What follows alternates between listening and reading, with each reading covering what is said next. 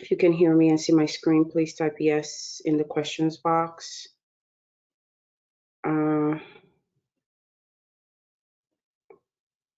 Yes. All right. All right. All right. All right. All right. All right. It's great to be have everyone with joining us today. I'm gonna also turn on my video. My lighting is not that great, but I'm still gonna turn on my video so that you can see me. Can everybody see me now?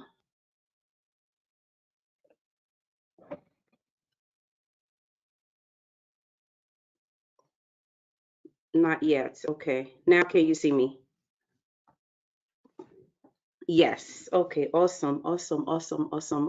It's not that bad. I thought it was a little dark. I try to get as much lighting in the room, but great to have everybody here. Welcome, welcome.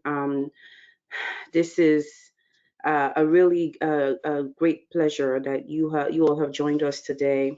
We typically do this session in the spring before the end of the fiscal year, but 2020 has been a very unique year, and I was just telling my husband that 2020 has been the year of adventure because it's like you wake up in the morning and you don't know what's going to happen, and so we're doing it now, and the purpose of coming together today is not yet 8:30, so I'm not going to get started on content or anything, but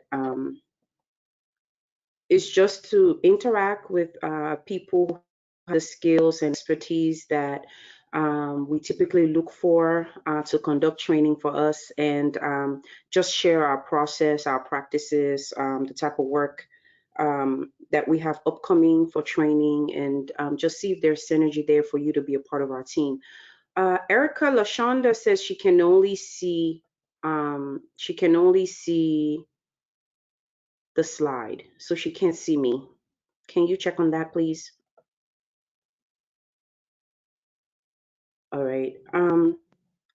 So we're gonna get started in about 8:30. Oh, and by the way, I'm Maria Suleiman, Managing Director of AMA Consulting. I just assumed that most of you know who I am. Yeah, so some people can only see the slide. I'm not sure why. Uh, Erica, can you help out with them? Seems like some people can see me, my video, other people can't. I'm not sure what's going on with that. So Erica is going to reach out to those people who can't see me and hopefully get that sorted. Um, as I said, I'm the managing director and owner of AMA Consulting, and I'll share a little bit more about the company once we get started. So we'll start in exactly 1 minute. Again, welcome, welcome, welcome. Welcome. I see some more people joining. Please, as you join, just type in the questions box if you can hear me, if you can see my video, and if you can see my screen, if you can see the slides.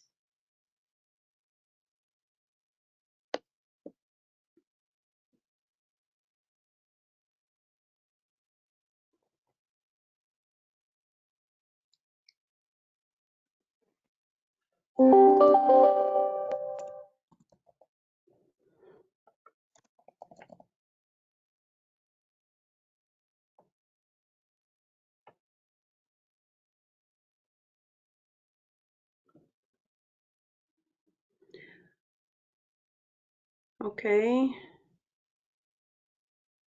All right. So Erica, looks like we're still having issues where people can't see me. I think everybody's saying they can see me and see the slides. I don't know if it's something that I'm doing.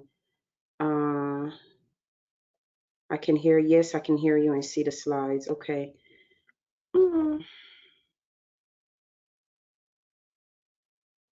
not sure.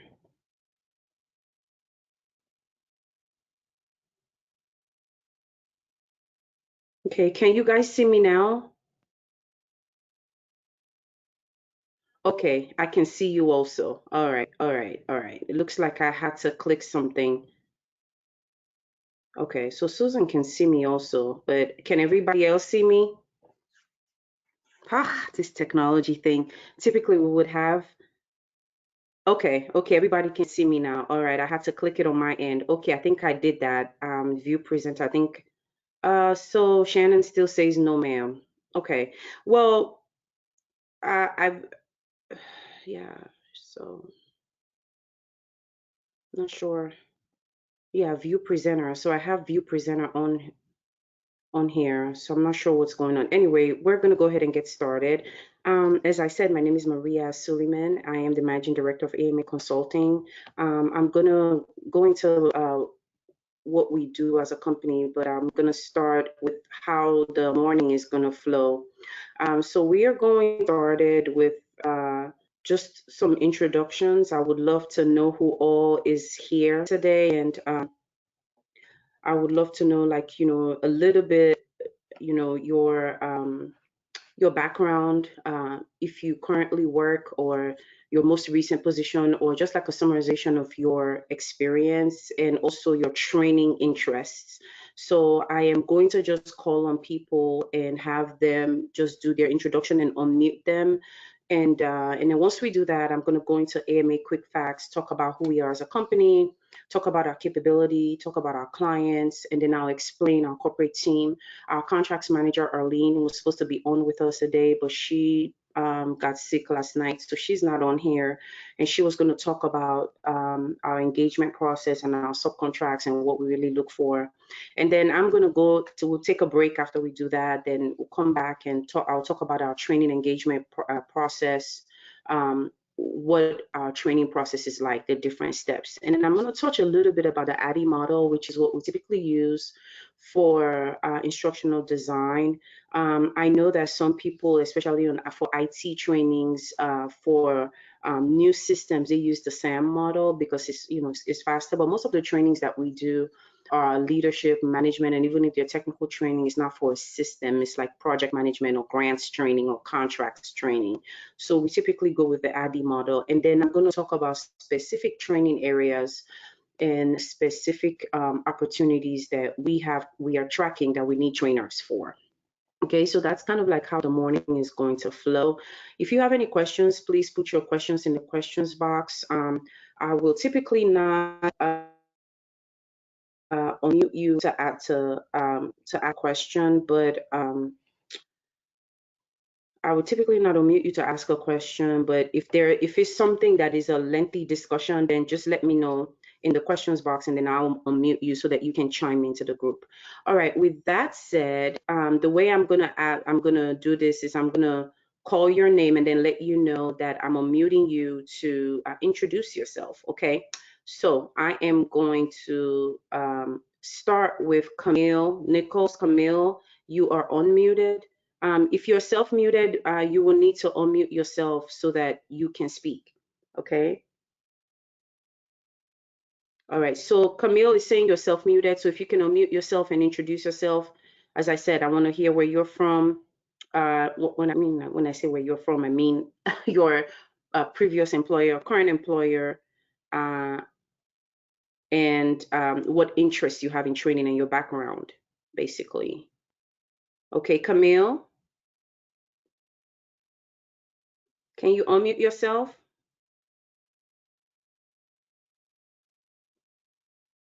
Yes, I think I'm unmuted now. Can you hear me? All right. Yes, I can hear you. Okay, wonderful. Good morning. My name is Camille Nichols, as stated. My background is in contracting. I've been in the military, served 25 years in the military in contracting primarily. I have since retired in 2018, and since that retirement, I work in support of DITRA. And at DITRA, I did have some opportunity to teach and facilitate on acquisition topics, such as how to be a core, technical evaluations, and things of that nature. I am currently working at Federal Student Aid back in the contracting career field there. And so that's, I guess, where my interests lie, in the acquisitions instruction, and also in any type of career development or leadership development. Okay, awesome. Thank you, Camille. Thank you. That's great. Thank you for being here today. All right, and then I am going to go to LaShonda Gaskins. I'm unmuting you now. If you could please start your introduction. It says they're self-muted. Good morning. Okay, Can you now hear me? you're yes, I can hear you. We can hear you. Okay, perfect. Again, good morning. My name is LaShonda Gaskins. I'm also retired Army, background mostly HR and training. Hmm. I've been a ditcher now for the past 2 years. I thought it was more of a, I thought I would be more in a training role. However, I'm a program manager for career broadening, which encompasses professional leadership development and things of that sort. So I'm just looking to expand my knowledge and just make sure I'm staying abreast of all uh, the training platforms and opportunities. Awesome. Thank you, LaShonda. HR is something that we definitely need. We get a ton of requests for HR training, and I've never been able to find someone who can train on like the supervisory, the Oh, HR supervisory course. Yes, yeah, HR we super. actually offer that. We offer that and among some other things. Yep. Okay, awesome. So glad that you're here. Oh, All great. right. Thank And you. at the end, I'm going to talk about how to engage with us, what the process is. We're going to, everybody who's interested in coming on board with AMA, we have some of our trainers on here already who have trained for us. But if you haven't trained for us and you're interested in coming on board, we're going to request that you send us your resume. Erica will send you the format and also a list of training courses for federal personnel and federal leaders that you can train. And then, we'll go from there. So glad to have you here. All right, and then I am going to go to Felicia Goss. Felicia, you need to unmute yourself. Good You saved morning. yourself. Good morning.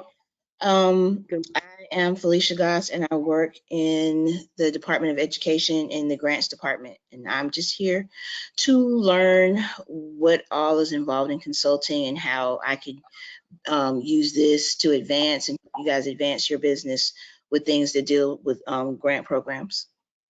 Oh, interesting. All right.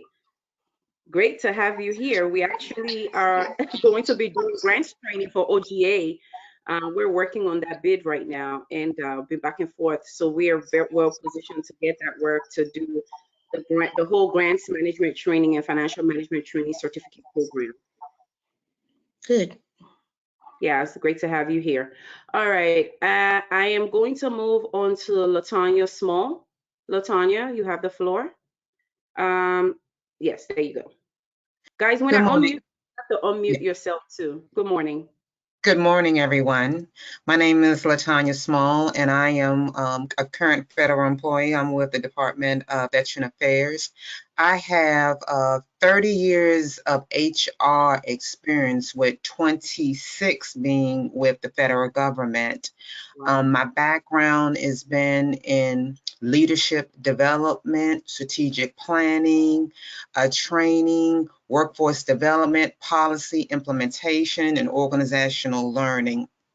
I'm just looking to increase my knowledge in those areas and go into a training role. I really believe in empowering and giving organizations and employees the tools they need to meet their purpose and goals. So I'm excited about learning more. I've attended your workshops and found them very informative. And I just look forward to seeing how I can continue that. I also have a doctor's degree in human resource development as well. Awesome. Wow. Human resources is representing in the house today, but I also like the strategic planning piece because that is one that we do. By profession, I didn't get to talk about my bio, but by profession, I'm an organizational development consultant and executive coach. So I'm an ICF certified executive coach. So I do a lot of strategy work. We've done strategy work for FDA, OPQ. We've done strategy work for DC government. DC Department of Health, their Cancer and Chronic Disease Bureau. So we do strategy work for divisions, for offices. We're also doing consulting and strategy work for OESE within the Department of Education. So that strategy background is also something that that excites me, if you will. All right, and then I'm gonna go to Lisa Klippel. Lisa, Yes. go ahead with your introduction. Yes, I can hear you. We can hear you. I'm sorry, I'm just getting out. I'm having sound problems. I can't hear you. Let me come off and come on again. Okay. All right. While Lisa is trying to get that sorted out, I'm gonna go Loretta White. What does this say here? It says I'm not able to unmute you or mute you. I'm not sure. All right, I'm gonna go to Maria Wharton. Maria is already a trainer with us. So Maria, you have the floor. You need to unmute yourself. Hi. Hi there. Good morning, Maria. Good morning, everyone. My name is Maria Warden. I have since March or April been in the consulting space. I launched my own company this spring in the middle of the pandemic. After about 2 decades working in both nonprofit and government and education. So I spent 7 years at the U.S. Department of Education. I was in 3 different offices. 2 of them were grant making offices, and I worked as a program officer and a core during that time. And then I was also in the Office of Legislation and Congressional Affairs. And I spent 3 years on the Hill working for the Senate Health Committee on policy development for K-12 education policy. And then spent the last 7 years as the Vice President of Policy for the Aurora Institute, which is a national nonprofit. So my area of expertise is in K-12 education policy, but I also have a lot of passion for coaching and mentoring. So that's one area of my business, in addition to the policy development and analysis work that I do, that I'm trying to build out more around leadership development, executive coaching. And Maria, you mentioned a few areas where I have a particular interest, supervising and managing. Okay, I did not know that. Yeah, strategic planning and performance management are I'm kind of I'm a big picture person. I really like to kind of I like the policy, but I also like to zoom out and look at all the parts of the systems and see how they're interacting and working together, and help optimize those systems and the way people act within them. So yeah, that's a little bit about me. And I've been very fortunate to work with AMA. I'm doing some professional development for the U.S. Department of Education around technical assistance. Awesome, awesome. So glad to have you here, Maria. Thank you. She knocked out fantastic training for us with OESE. All right, I'm going to go to Nina Allen now. Nina, please introduce yourself. Good morning, everyone. I work at the Department of Education. I am a retired Air Force, 20 years, extensive background in the medical field. Then I switched over to leadership and management, certified in several behavioral assessments, currently at FSA, Department of Education. I do coaching, I do training, leadership development, everything under that umbrella I've been doing for over 24 years now. Teaching in the military, at the Air Force Academy, things of that nature. So development has been what I've been doing. I don't know anything else. I love it. So any opportunity that presents itself to develop others and help people understand who they are at their core, I take advantage of it. So awesome, Nina. Thank you. Thank you so much. All right, Patricia Lord. I hope I said your name right. I'm sorry. Good morning, everyone. Excuse me, I'm a little bit foggy. I'm here on the West Coast, so it's very, very early my time. I have a very extensive background, and I spent 11 years working as a contracts administrator on U.S. Navy boat contracts. I transitioned into technical writing for another 15 years, and then I've spent 5 years as an instructional designer. So my background in training is related to creating training materials, That includes instructor handbooks, student handbooks, and more specifically, e-learning training. I spent those 5 years in instructional design at Hewlett-Packard, creating customized training for state governments in regard to specific software that they're using, for example, for unemployment insurance or Department of Motor Vehicles, and different projects like that for state governments. Okay, awesome, Patricia. It was kind of hard to hear you, but I think I picked up your ISD instructional designers, and you have materials. That's great, because that's another need that we have. A lot of times we create our own courses, and so we come up, most times the technical trainer will come up with the content, but it's also great to have an ISD person that can help with putting the handbook together, or maybe coming up with exercises. We'd like to have our trainings to be interactive. I'll talk a little bit more about that, so we're glad that you're here. All right, I'm going to go to Rosella Lynn.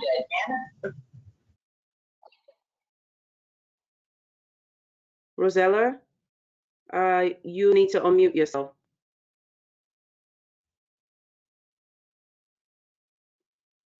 Rosella, it says you're self-muted.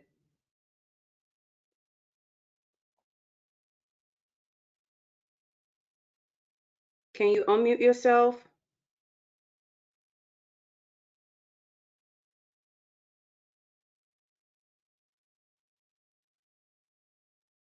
Okay, I'm not hearing back from Rosella, so I'm going to go to Shannon Carroll. Shannon Carroll. All right. Hi, good morning, everyone. I'm Shannon Carroll. I retired from the Air Force after 20 years, and I've been a civil servant for the past 10.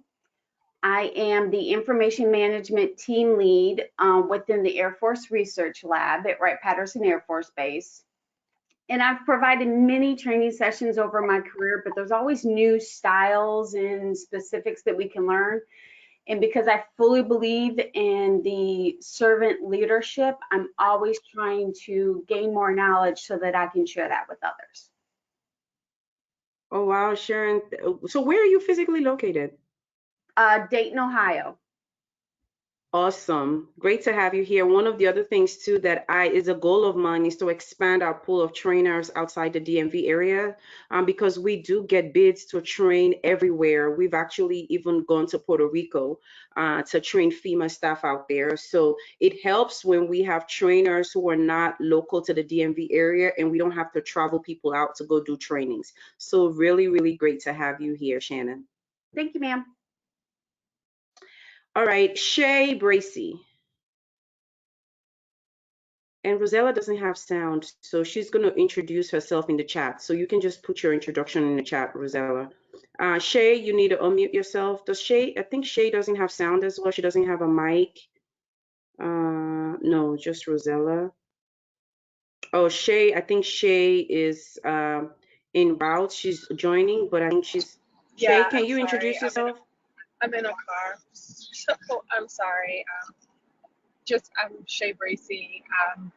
Do grants management. I've worked for a nonprofit doing grants management from pre-award to post-award, including compliance and auditing. I'm currently with the Department of Transportation in the Office of Inspector General. Okay.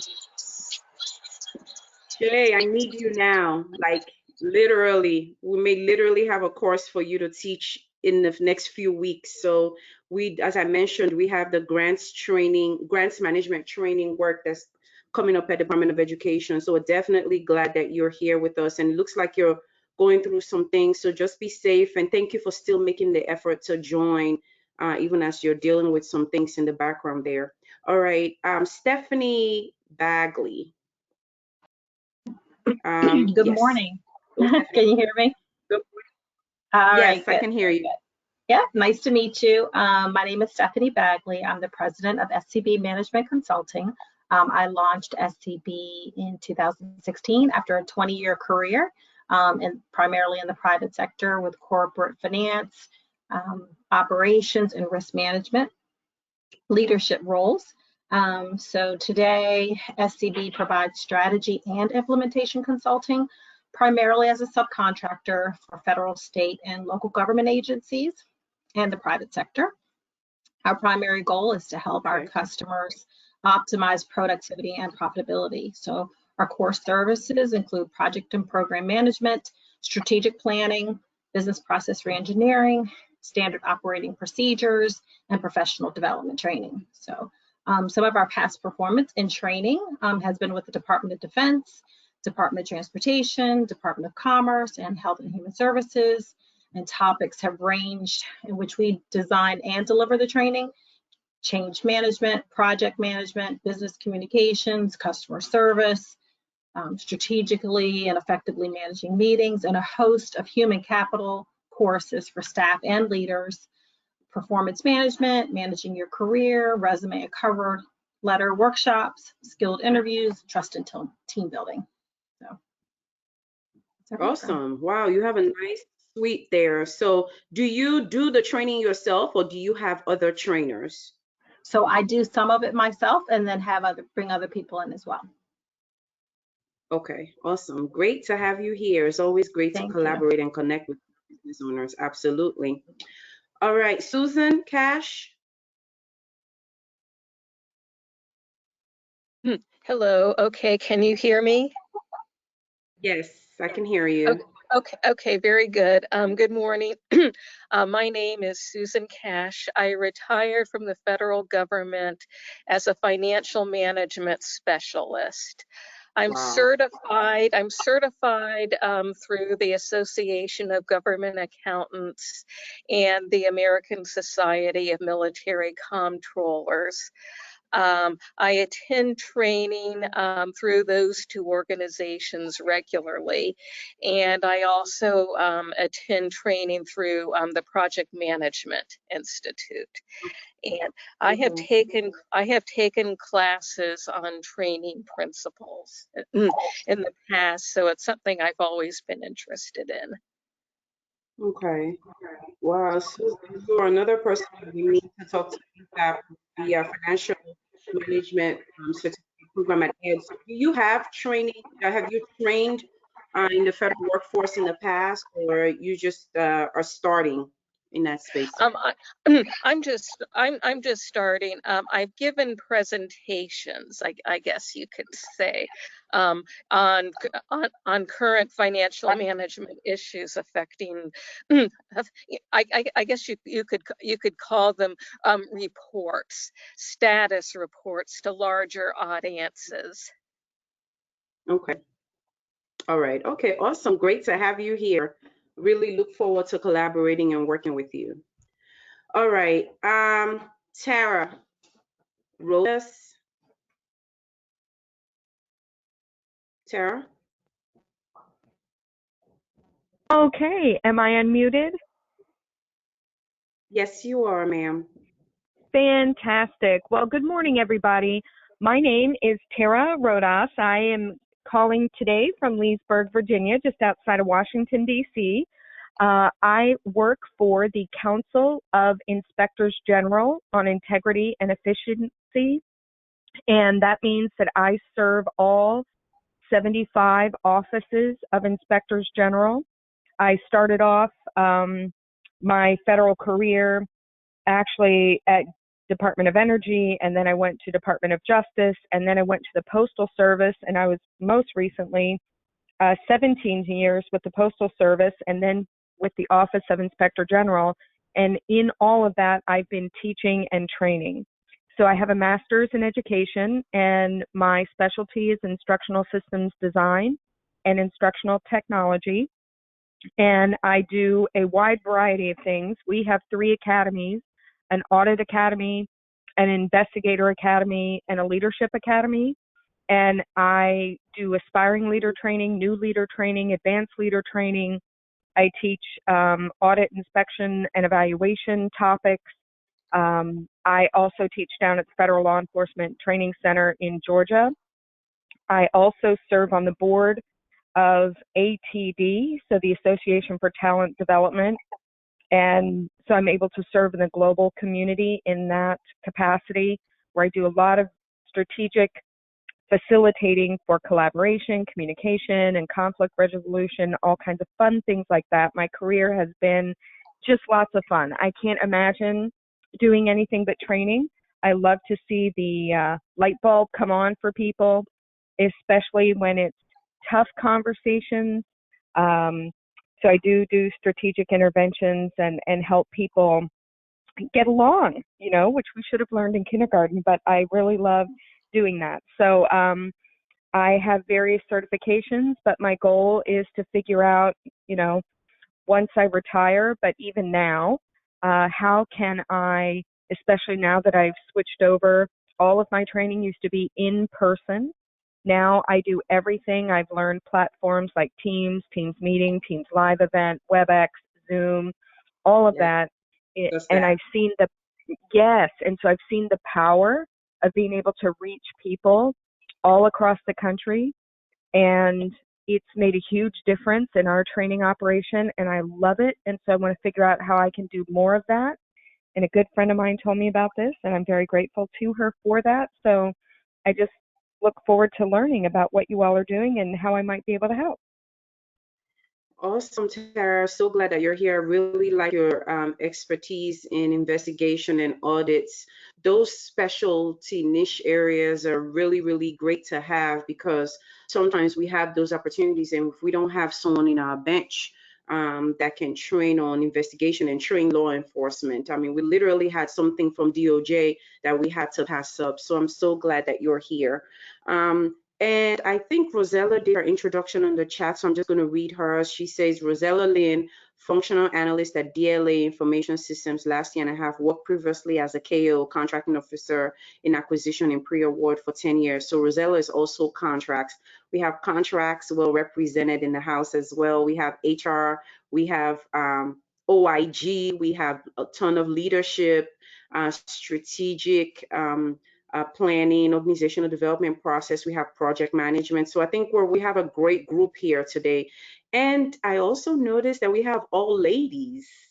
So we have no men in the group, which is interesting. So it's a ladies' morning, and I'm here for it. All right. So thank you, ladies. Thank you, everybody, for your great introduction. I'm going to now go ahead and just get started on discussing who we are as a company. Any questions, comments, anything? Everybody's okay with technology? Real quick before I go into who we are as a company. Any questions, comments? Let me see. I think I have a question. Oh no, that's Lisa. Lisa, Erica's working with her on that. Okay, all right. So I'm gonna go ahead and just go into who we are as a company. So as I mentioned, I started this company 9 years ago. 9 years ago, 2011. I left my good government job. I started. My career has kind of like been a maze, if you will. I started, believe it or not, in case management. My bachelor's in psychology. And so I was doing case management, working in the foster care space, and also, and I did some case management work, and I was doing a lot of groups and trainings on topics like anger management and all of that, and then moved into academia. I actually was an academic advisor, so did a lot of career training and career coaching with the University of Maryland University College. And then I went to work for a small consulting firm in DC, Kavanaugh, Hagen, Pearson, and Mintz. And they did consulting work for very senior leadership in federal government as well as in corporate, and even trained very senior leadership of other governments. So they're a small firm, but it really had very unique client base. And they also did some work for nonprofit leaders as well. So that's where I really got grounded into organizational development, into coaching, learning about assessments, learning about strategy, leadership, team building high performing teams. And then it was then after working with them, then I decided to go and get my MBA and really focusing on the organizational development space. And then I went to work for the government, and I went to FEMA, and was working as a program analyst with then was disaster assistance. So we were working on the long-term disaster assistance recovery program, and that was after Hurricane Katrina. The whole recovery framework came out. President Obama, we had a response framework at FEMA at that time, but didn't have a recovery framework. And so I really, built my skills with program management, really understanding how government works. And then I moved from there to SBA. And that's where I really wanted to use the MBA and really work with businesses, which I did. I managed a portfolio of 8A firms, did business development, learned the small business programs, really learned contracting as well, because I trained KOs on small business programs. And so I learned the whole mechanism of government contracting.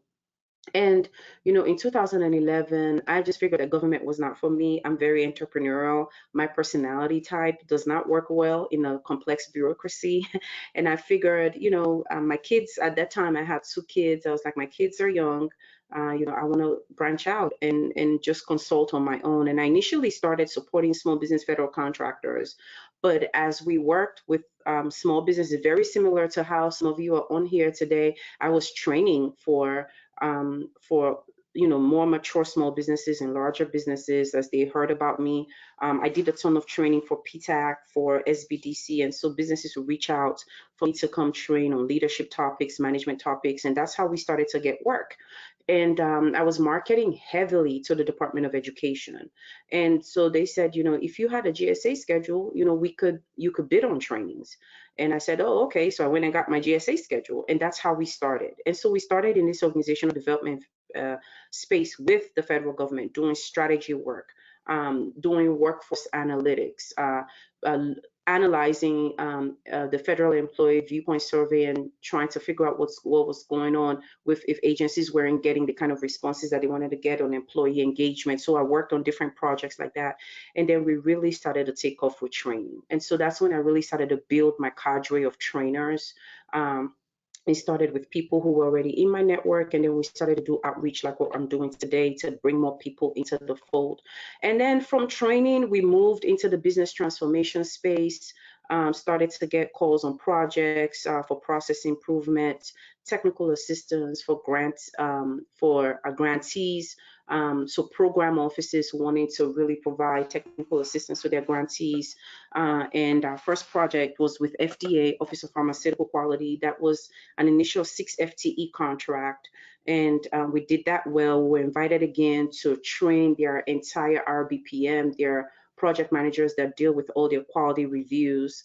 And we just continue to grow in that space. And we've done work for Navy, NAVSUP. We've done work for NASA, for we've done a lot of civilian agencies, and then we also hold a training contract with DHRA, Defense Human Resources Activity. And then 2 years ago, we moved into the IT space, specifically focusing on accessibility consulting and assistive technology. So at the Department of Education, we support the OCIO's office. We are people there, the subject matter experts on everything accessibility. We also support Department of Education OCR, Office of Civil Rights.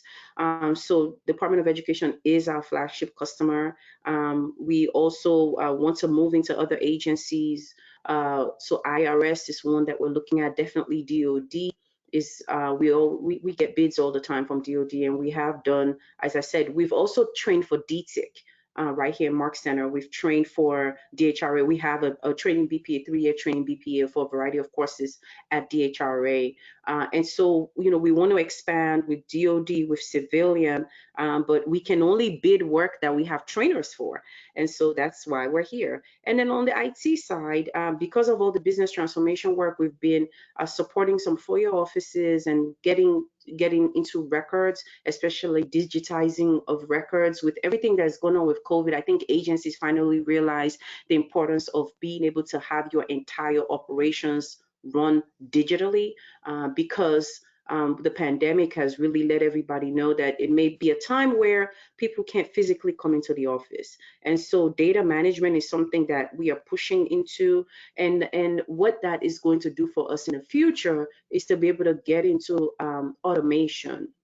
So RPA, robotic process automation, because of all the process improvement work that we do, we're seeing agencies moving more and more to automating their processes, right? To creating efficiencies and introducing RPA into federal spaces on the financial side, even on the program side, on the HR side, in HR offices, we're seeing automation, RPA tools, bots being used. And so that data management is kind of like the foundation for that. So those are our capabilities. We are women-owned.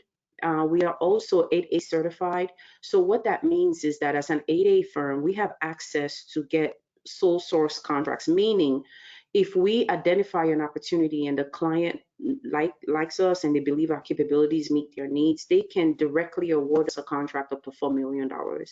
So this gives us access to a lot of contracting opportunities. And as I mentioned earlier, we are also on the GSA schedule. So a ton of training work comes on the GSA schedule, and we do have that NAACS code for training. And so there's just a lot of opportunity for different types of training. As I mentioned, the leadership, management, soft skills training, critical thinking skills, conflict resolution, strategic planning, and everything that has to do with leadership and management, or if you want to call it soft skills. But then there's also the technical training, cybersecurity, project management. So for example, our DHRA BPA is all technical, is project management. So we are a PMI RE provider, meaning that we can give PDUs for our project management training, and people can use that to get their PMP exam, PMP certification. So we are a PMI REP provider. So all of these capabilities, our certifications, our capabilities, we are ISO 9001 certified. If you're familiar with standards, the ISO standard is the service standard. So that kind of sets us again, differentiates us from a lot of other small business training, because we have systems in place, and our quality management system has been certified by ISO. And so that really gives us an edge when we do these bids. So that is who we are as a company. We're located in Atlanta, Maryland.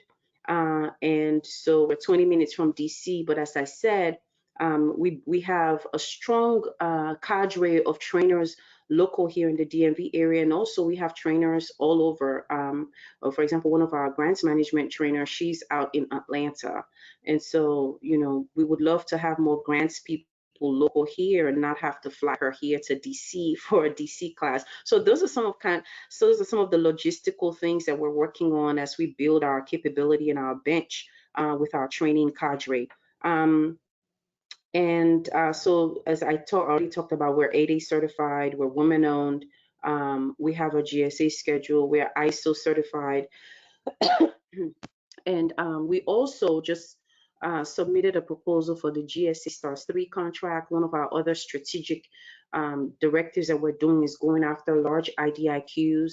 And so one of them is GSA Stars 3, and we are very well positioned to get that award. So all of these, just for you, what that means is we have access to bids. We have the contracting vehicles to bid on training work, to bid on strategy development work, to bid on process improvement, technical assistance. We have the past performance. So, and I always like to say, the reason I'm going in depth about our capabilities is because all of you who are on here, when you work with us, you're going to be working with us in a 1099 capacity. So you're also building your business past performance and your business capabilities.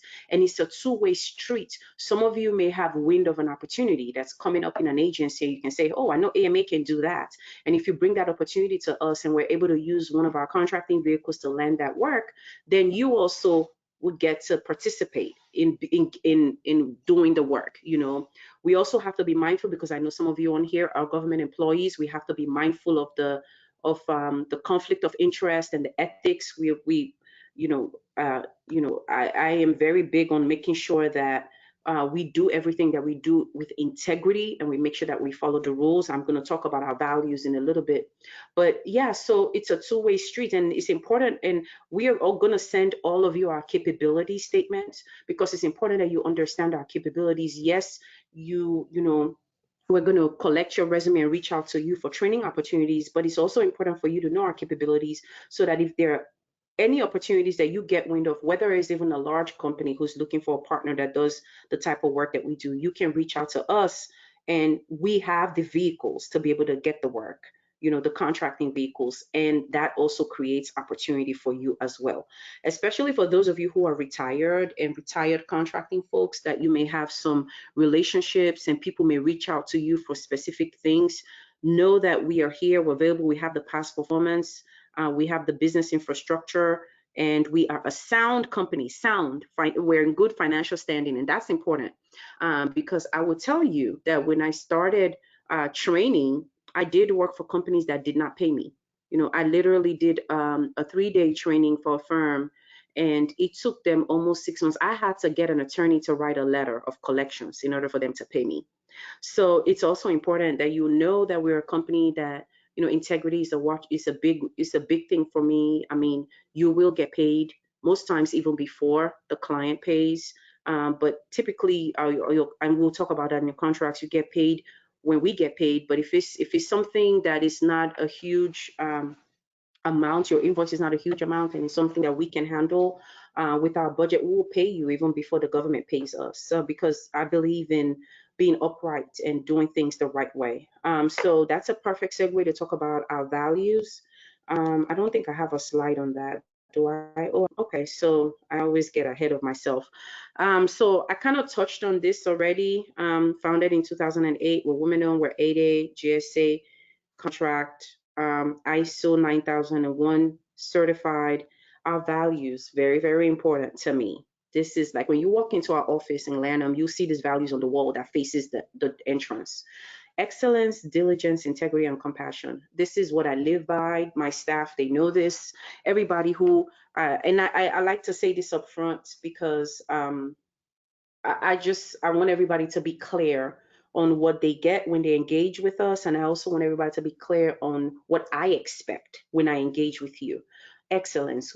I like to say we're small but mighty. We're a women-owned company, we're a minority-owned company, and unfortunately, sometimes, you know, there is a certain what's the right way to say this? A certain expectation or a lower bar, if you will, for companies like us. And so we are mindful of that. And so I really push excellence in response time, how we respond to the client in our emails. Every little thing counts, right? In how we deliver, in how we pay attention to the client's needs, in the look and feel of our slides, for our training, in everything. So excellence is really, really big for me. Diligence is we want to constantly improve. I mean, when we started, we didn't have all these certifications. We didn't have, you know, some people say, what's the big deal? Why do you want to go get ISO certified? That's because we want to keep sharpening our sword. We want to keep differentiating ourselves. We want to keep getting better. So I heard a ton of you here today say, you know, I have this degree, I have this certificate, but I'm still taking training here. I'm still improving myself professionally here. I'm a part of this association. That's what we do. We're a part of several associations. So we're part of SHRM, we're part of ATD, we're part of ACT IAC, that's more for the technology side. Of course, we're very involved with SBA as an 8A firm. And also my prior relationship with SBA. So diligence is important. I already touched on integrity. I'm not going to, you know, keep beating that drum, but compassion. We care about our customers, right? So I didn't want to serve as a federal employee, but I really believe in the whole thing about public service. Some people don't believe in that. Some people think that, you know, doing work for the public is like, you know, less than work. But I really believe in the whole concept of public service. So I tell my staff and consultants that are on my projects, like, you have to think about who is the end user for that work that you're doing. Whether you're working on a technical assistance project for grantees, those grantees are delivering educational solutions to literally people who are like my kids, you know, like K through 12, for example. So I have school-age children. So I'm connected to the mission of the agencies that we work with. I'm connected to when we train DHRA and military folks, active duty reservists. I'm connected to that veteran population. I know who we are serving at the end of the day. So that's really important. That's the compassion piece. So right now we have 12 employees, and these are corporate staff and billable employees. And then we have a larger group of consultants because, as you see, a lot of our business transformation work, training work is 1099 based. So we're constantly, and apart from training, we're constantly looking for consultants that can serve as SMEs on projects. So like the strategy projects, and even something that may be business program support, and you have that technical, so it may not necessarily be training, it may be consulting, acting as a SME. And again, all of you who are on here, you are exactly the type of people that we're looking to add to our pool of consultants based on your experience and background. Our domain expertise is education, public health, economic development. So a lot of the work that we do will have to do in that area. That's just where we have past performance. Again, we're looking to grow. So, you know, if we get stuff at IRS or somewhere else within DOD, we will, you know, definitely take that work. But this is where we have a ton of past performance right now. And again, we have an established reputation. And one of the things too that we're a solution-based company. Okay, so there are a lot of companies out there that just do, you know, we want to increase our FTE counts, and they do all types of work, which is their strategy. That's fine. But we are known for customizing solutions. So our clients come and say, we have this problem, and we say, okay, this is how we can structure a solution.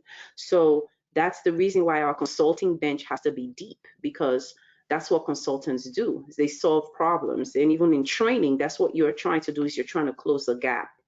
Okay, any questions? I've said a lot about AMA. Any questions, comments? I've touched on our clients as well, so I'm gonna, oh, I went too fast. I'm gonna skip that slide, touch on this, but any questions, comments so far?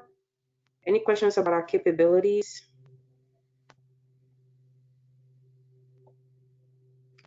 I'm just gonna look in the questions box real quick. Any questions, comments? None? Okay. Let me see, no questions. Okay, so I'm gonna keep going.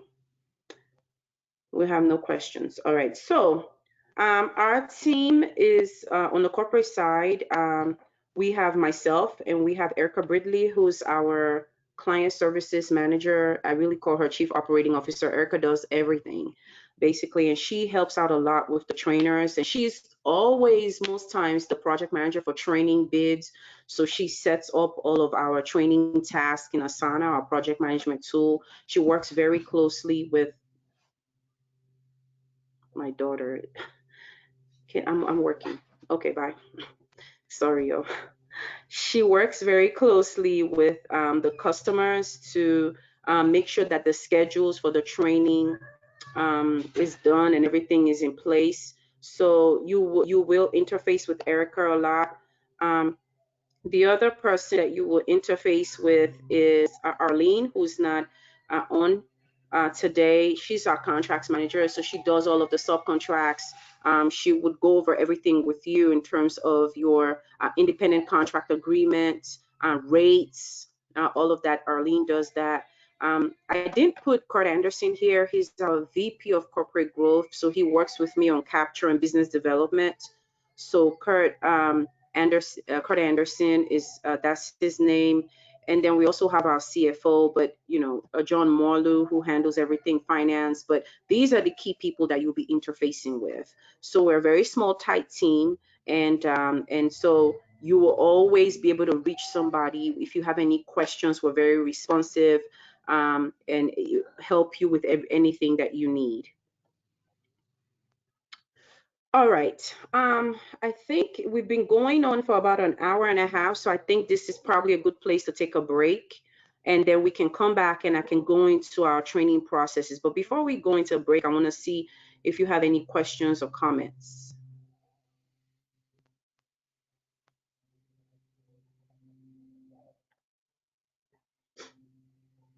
Any questions so far? No questions. All right. So far, so good. Awesome. Great, great, great. Thank you for the response. You guys know I'm a trainer, so it makes me feel good when I get that feedback. All right, all right, all right. Lisa, okay. So far, so good. All right, awesome. So we're going to take a 10-minute break, or maybe, yeah, 10-minute break, and then we'll come back and I'll go over our training processes. So actually, let's do a 15-minute break because when I come back, I can go through everything and then we can just have a discussion at the end, okay? She said, I will need to log off before 11 a.m. Oh, Susan needs to log off before 11 a.m. Okay. Susan, yeah, you would before 11. No, you'll be fine. We have time. Yeah, before 11 a.m. You'll be fine. You're not going to miss much. We're going to cover most of everything. You'll be fine. And if you look at the agenda, I left some time for networking and discussion, so we'll be able to cover most of the content before then. Okay. And Nicole says I was not able to log on my government laptop. Okay, that's fine. You log on your personal laptop, but you're still able to see the screen and get all the content, right, Nicole? Okay, good. All right. So we're going to break now, and then we'll come back in 15 minutes, which will be at 9:37. Okay. So we'll be back at 9:37, and I'll see you guys shortly.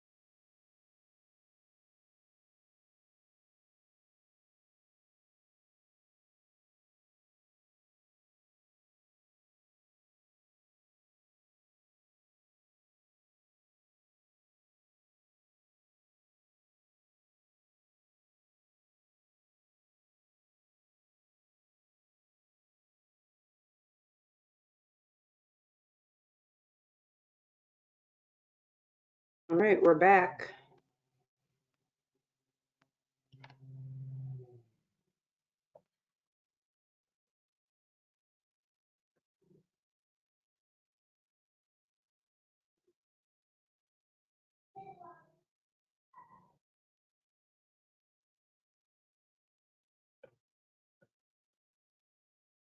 Can everybody hear me and see me?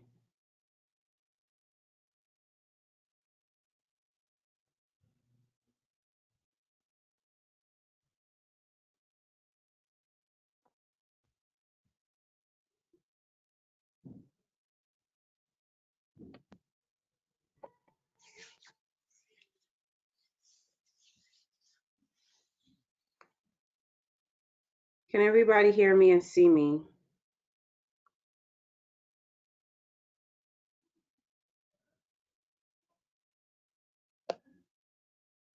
Yes. Okay. Welcome back. Welcome back, everybody. Welcome back. While we were in the break, some questions came in. So I guess I'll just start with addressing those questions. But first, let me make sure. Yes. Let me make sure that we're on track with time. So Patricia had this question. She said, "Hi, Maria, I have a question. As an instructional designer, I've seen good training materials and bad training materials. Do you have a trainer style manual for those trainers who design their own materials? Consistency and usability are key components of good materials. Some presentation materials include too much data. Some include too little data, or it's hard for the audience to read. I think new trainers can benefit from guidelines so that AMA training is consistent and professional." Patricia, that's a great question, and thank you for bringing that up. We do have, standard guidelines for training materials, and I was just going to touch on this with our process, but I think this is a perfect time to have this discussion. Typically what we do is, if we have a request for a training that for a topic that we've not trained on, that we don't have the materials for, then we would ask the trainer to develop the content. A lot of times though, the client will give us some of what they want to address in the training. So they may give us policy documents or give us some of their framework, and of course they're relying on the trainer to bring their own experience and their own expertise, and some of the information that they have into the training material. So it's a collaborative process between the customer and us for developing the training materials. We've actually had one training where the customer literally gave us the slides because they've had that training before and they want to stay consistent with those slides. But I do agree with you. My general model for training materials is a PowerPoint is just that. It's a PowerPoint. You should have your content. You should have your notes. You should have other cheat sheets and exercises. A PowerPoint should not be too wordy, and it shouldn't read like a note. You should have your main points. When you talk to the PowerPoint, you explain it, you give your examples. So a PowerPoint should not be too wordy, and at the same time, it shouldn't be too scanty as to where people are not able to follow your content. So that's typically what we've done. But in terms of having a style manual, we do not have that. So maybe that's something that we can talk to you about, a training. I think what did you call it? A training style manual. That would be great to have consistency, across the board on a variety of topics. So Nicole says, "I will need to log off from 10 a.m. to 11 for a meeting, and I'll sign back on afterwards." That's fine, Nicole. Tara was having issues um, with sound. I think, okay, now she said, "Yes, I can see you and hear you." Okay, Tara, good. We're glad that you're back on. All right, so that was a really good question that Patricia had, and I hope I addressed it. Yeah, I'm back with the glasses. I was struggling to see, and then I remembered that I just got glasses. So I'm like, oh, okay, yeah. You need to start getting used to putting it on. So it's a little bit of a different look. But yeah, so let's talk about our process. What is our process? How do we work? So typically we identify the training opportunity, as I said, so we have a team that looks out for whatever the government needs in terms of training. Excuse me. a lot of times it comes from GSA eBuy, or it just comes from our clients. We also work with large companies. So we have a prime contract, CNI. They're a Native American 8A company, and they send us all their training. And we have other larger primes as well that just say, hey, because they know that, that training is what we do, and they know that I have a cadre of trainers. So we typically will identify the opportunity. Then we'll look through our consultant folder, trainer and consultant folder. And our trainer and consultant folder is organized by topics. So for example, if it's grants, if it's acquisition, if it's project management, if it's leadership, if it's and now we're going to add new things, because OG now, which we didn't have. So if it's like something with fraud or investigations, or investigation or law enforcement training, then we would reach out to that trainer and say, hey, we have this opportunity. Another thing too is that most times when we get the request for training, it comes with a date. So the customer says, I want this training on so and so date. So a big thing too is availability, because you may be able to do the training, but the customer may want it on a day that you're not available, and then we have to go back and forth. So we contact the trainer, we talk about the training, we talk about what date the customer wants the training, we talk about how much it's going to be upfront, so that they know, okay, typically we do a day rate for trainings, right? But here recently with COVID, we've had some customers who are kind of like following our model. Some of you have joined from the AMA LTL, which is the half-hour webinar that we do twice a month. And some of our customers have actually modeled after us, and they're doing 1-hour webinars at lunchtime, because they found it was easier to kind of train their folks with that bite-sized learning. So that has been difficult to price, because we typically price day rates. And so when they reach out for that 1-hour training, it's like, and as a trainer, when you train for an hour, it's way more than an hour worth of work, but that's not how the government sees it. They see it as just a 1-hour training, but it's way more than 1 hour that you put in. So what we've done is kind of priced half a day for the hour webinars that we've been called upon to do, and we're getting more and more requests for those hour-long webinars. So we discuss all of that. I'm very transparent. We are very transparent. A lot of times you would either hear from me or Erica about the training opportunity, and then when it comes, then once we agree on the terms and you say yes, you can do it, then it will go to Arlene to draft your independent consulting agreement. If you already have an independent consulting agreement with us, like Maria Worthman, who's trained for us, if we want her to do another training for us, all we're going to do at that point is just do a task order. We're not going to do a whole new training. So it would just be a task order for that specific scope of work, the date of the training, and what the compensation is, and we'll make it very easy. So we don't do a lot of, back and forth and have you keep signing a new agreement every time we have a training opportunity. No, we don't do that. And then if you agree to say you can do the training, then typically you provide the syllabus, the reference, and other content for the proposal. This is if it's not with an existing customer. So if it's with an existing customer, sometimes they may still ask for a description of the course, right? So we rely on you to provide that, because you are the technical expert. So you would give us the description of the course if it's not something that we already have or something that we've not created. If we are bidding and we're developing a proposal, we would ask for you to give us a syllabus or an agenda for that course, okay, and reference. And sometimes they may ask for instructor reference. We'll also ask that from you, depending on what the proposal is asking for, okay. And then once we get the work and we have agreed, as I said, we'll enter into an independent consulting agreement. I'm going to go into more detail about the biggest sticking points in our agreement. And then we will send you our template, our PowerPoint template. We'll send you the parameters of all the content that is going to be required for that course. If the client has given us any content, we'll make sure that you have that, or anything that they want to add in the content, we'll make sure you have that. If it's training that we already developed, I really believe in customization. I don't believe in a one-size-fits-all. So you, for example, a client may want a leadership 101 training. Well, leadership 101 content can be different things, so we have content for leadership 101, but you may want to put your own flair and your own spin on it, because you are the one who's going to be teaching the class. I mean, when I used to teach for graduate school, graduate school, their policy is different, USDA graduate school, and they would just send you content. I remember many times just starting to teach and be like, who in the world developed this? Like, this is, and it's hard for you to flow as an instructor with content that you're not familiar with and you don't really resonate and agree with. And some of the content would just be so dated, and it's like, no. So we always believe in refreshing and updating. So even if we've taught a leadership 101 class for NASA, for example, if FDA asks for leadership 101 class, we may switch it up because we are teaching now scientists and PhDs.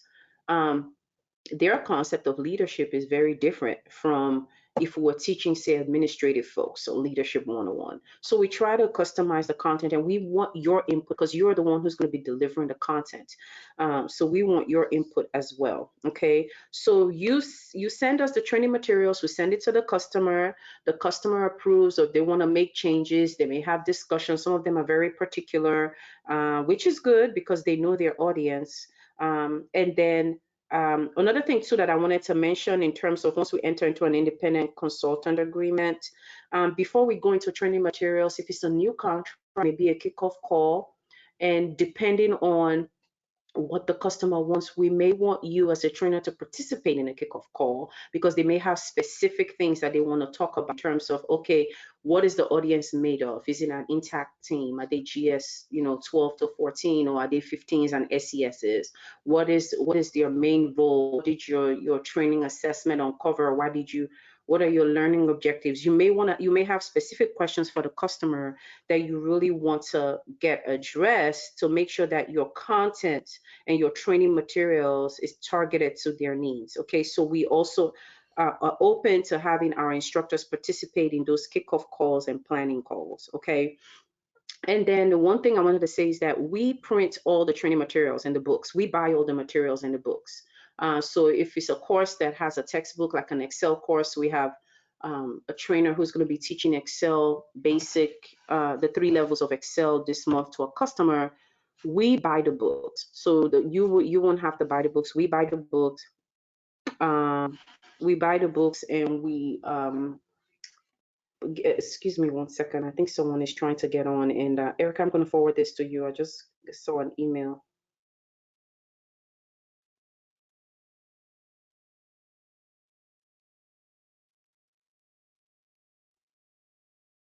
Oh, okay. No, sorry, that was something else. I'll follow up with that. Okay, so what was I saying? I lost my train of thought. That's why you shouldn't digress.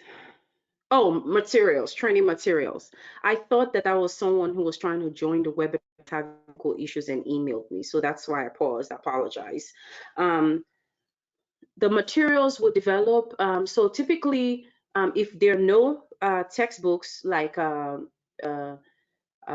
Excel or project management where we actually give them a textbook to follow, then if it was a live face-to-face class, we would print out the materials, we'll bind them, and then we'll send them to the customer. So you wouldn't have to worry about the materials. Once you develop, you're not responsible for the production. Let me put it that way.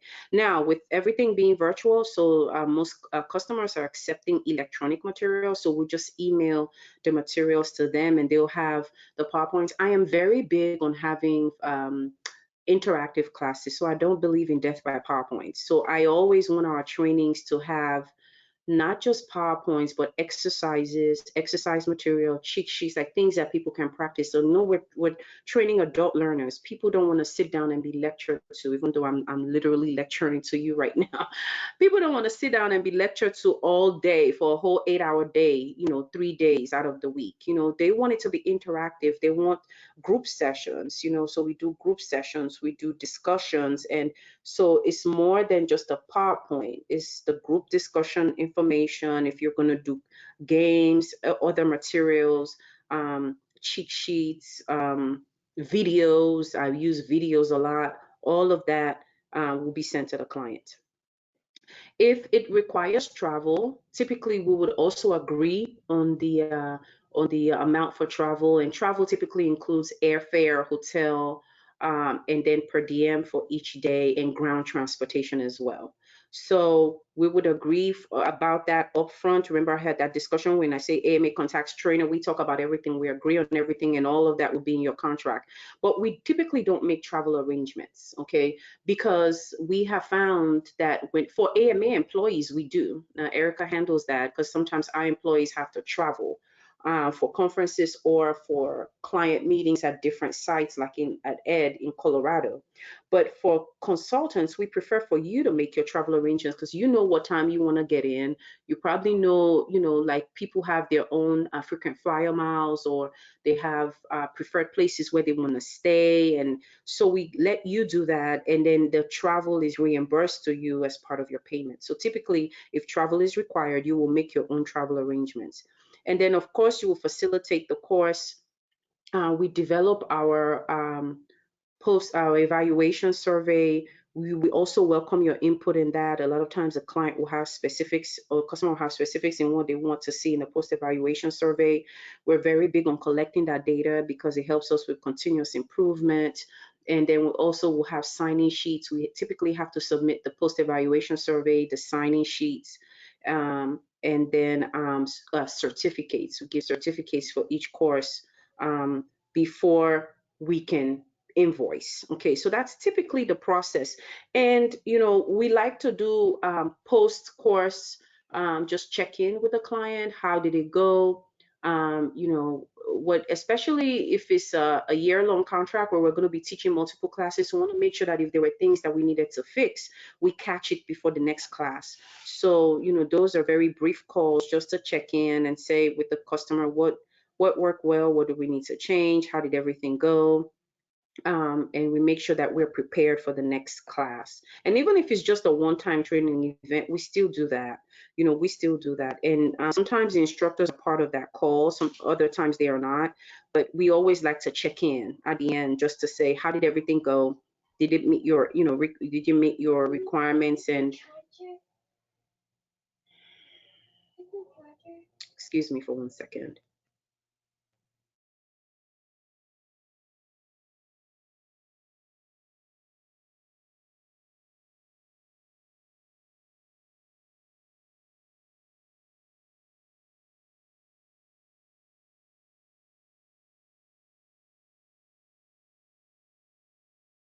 I'm sorry, guys. Homeschooling and working. I'm working from home today. Okay, so that's our process. Any questions, comments? I'm just going to look in the questions real quick to see if we have any questions, comments. Yeah, Latanya says, thank you so much for that. Adults learn differently and need to be engaged. That's true. Adults need to be engaged. So, you build your skill as a trainer over time. You have to read your audience. You have to know what lands, what doesn't land. And for some people, virtual works very well. For other people, virtual is more challenging because we're doing everything virtually now. And then there's technology issues. Some people can't hear you. Some people can hear. Yeah, so it's kind of like a dance. So Maria Wharton says, do you ever pitch new courses to clients, or do they usually have a list of courses they want? Yes, we do. We pitch new courses to clients. And it's all based on relationships, right? So when you have work with them and you hear them complain. So for example, we did that with the client. They kept complaining about project management, and not organization. They kept complaining about organization, and we say, we can do a basic PM course, because project management, you can use the project management principle to basically organize your work. And so we pitched that course to them, and they were like, oh yeah, absolutely. Another course that we've pitched is workplace civility, because this particular client, they were having a lot of issues with workplace bad workplace behavior, and put it that way. And so we pitch workplace civility to them. Yeah, we definitely pitch new courses. Yeah, absolutely. We pitch new courses. Any other questions? You're welcome, Maria. Any other questions? Okay. All right, I don't see anything else coming in the question box. I'm going to move on because I know some people have to jump off. So AMA independent contracts. Now, what we are trainers, and SMEs are independent contractors. So you're not an employee of AMA, but there are a couple of things that are important to us that we put in our independent contract. And so I just wanted to go over those. So Arlene would have gone over this slide, and she's more of a contracts person that can explain it. But I'll do the best that I can. And if you have any questions about, or if you want to see a sample of our contract, where we can circle back and have Arlene talk to you about that. But big thing is we expect all of our trainers to keep our training information confidential, to include our training materials. And the currency by which I operate business is trust. And if you've worked with me, you will find that I'm very open. I'm very selective. So we screen our trainers thoroughly. We vet people, we screen them. Believe me, we check everything. We check your profile, we screen you, we do references. A lot of times, most of the trainers that I've used are people who have come recommended from other people who have worked with them and know them in a professional capacity. But once I screen you and vet you, and I don't micromanage, and I don't breathe over people's shoulders. So we expect you to have the same ethics that we have. So, if you're on a call and you're pitching a class to you have an idea and that idea comes from you, I'm going to let you have the floor and explain that course to the client, to the customer, but I expect you to be ethical and not go share that information with a competitor, or share our course materials with someone else, or use our course materials for another training. And this is one thing that I have to be clear about. When you're on an engagement for AMA and you develop content for AMA, that becomes our client's property, our customer's property. If you are a contracting officer on here, you know exactly what I'm talking about, that everything that you develop in the process of a contract for government becomes the government's property. So while, yes, you put the content together, you developed it, you can't use that content for another client, use it for your own personal gain, like without, you just can't do that. Okay. So that's one thing that I wanted to be clear about. And believe me, we've had people do that. I've literally gone on to, logged on for a webinar when I used to train for SBDC and see my content being used by someone else. And if they had reached out to me and said, Ria, you developed this training for us, and you did this training, but we want this trainer, since you're not available, can we use your content? I probably would have been okay with it, because I would have been okay with it, but it's just not ethical to do that. Okay, so that is something that is, I just want to be clear about. Our training materials are confidential, they're private, and should not be used without our permission or shared with another company. That is a no, and it's in our agreements. Any questions on that?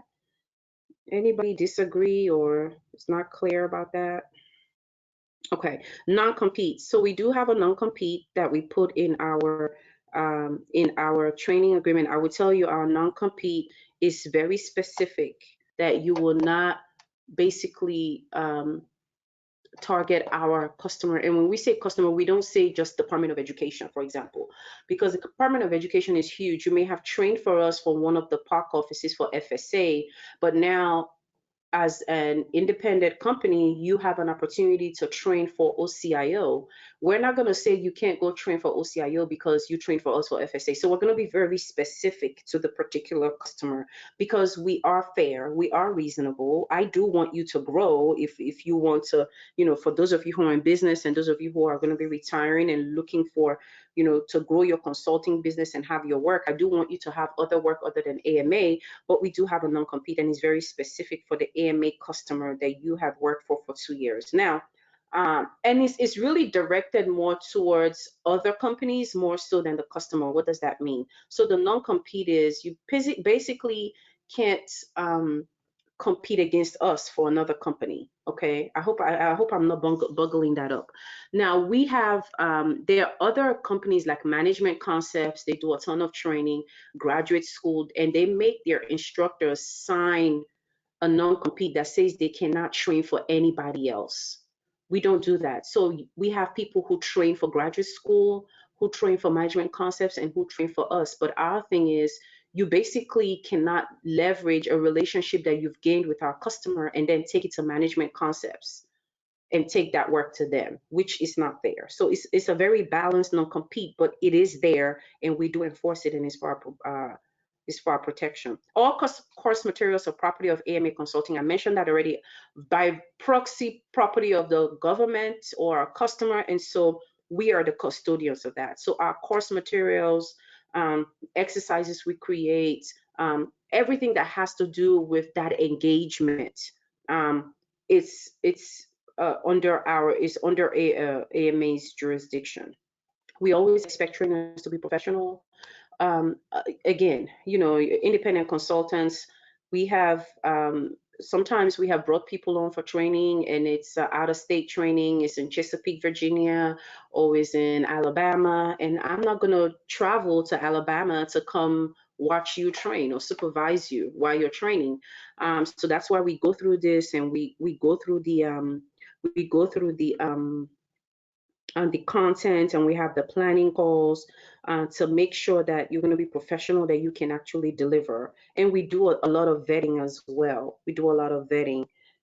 We don't ask people to practice or to, say like, I want to watch you train for half an hour to see how you deliver. But we just expect that everything that you've told us about your background is true, that you can actually deliver, and that you're going to be professional. Training is about not just delivering content and having the knowledge, but it's also the skill of managing the audience, making sure that people are focused. Everybody learns differently, making sure that, everybody's participating, everybody's benefiting. So we always, that's another thing why the evaluations matter, because that's opportunity for feedback. And the more you train with us, the more you understand our style, the interactive being a very big one, customized content. So we try to use case studies that apply to, to the people. So for example, when we did a leadership training at NASA for NASA, their Flight Research Center in California, our instructor was training engineers, like flight engineers. These people are very technical, and so she had to come up with case studies that will basically break them loose.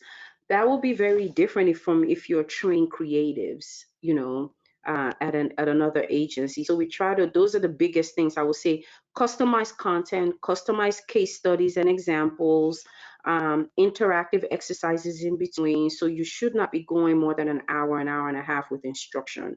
You should break a maximum an hour. There should be an exercise or group discussion break in between.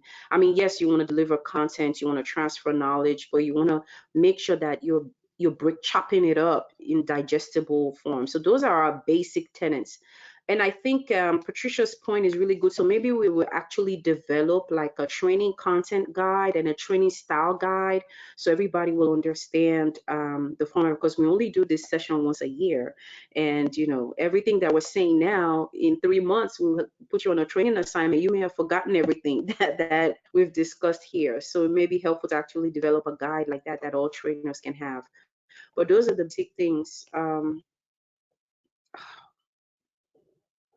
So trainers use the AMA to download training material. So sometimes we've had trainers who have content already. And so, for example, can you teach financial management class? So yes, I already have content for that. And then they want to put their business logo on it.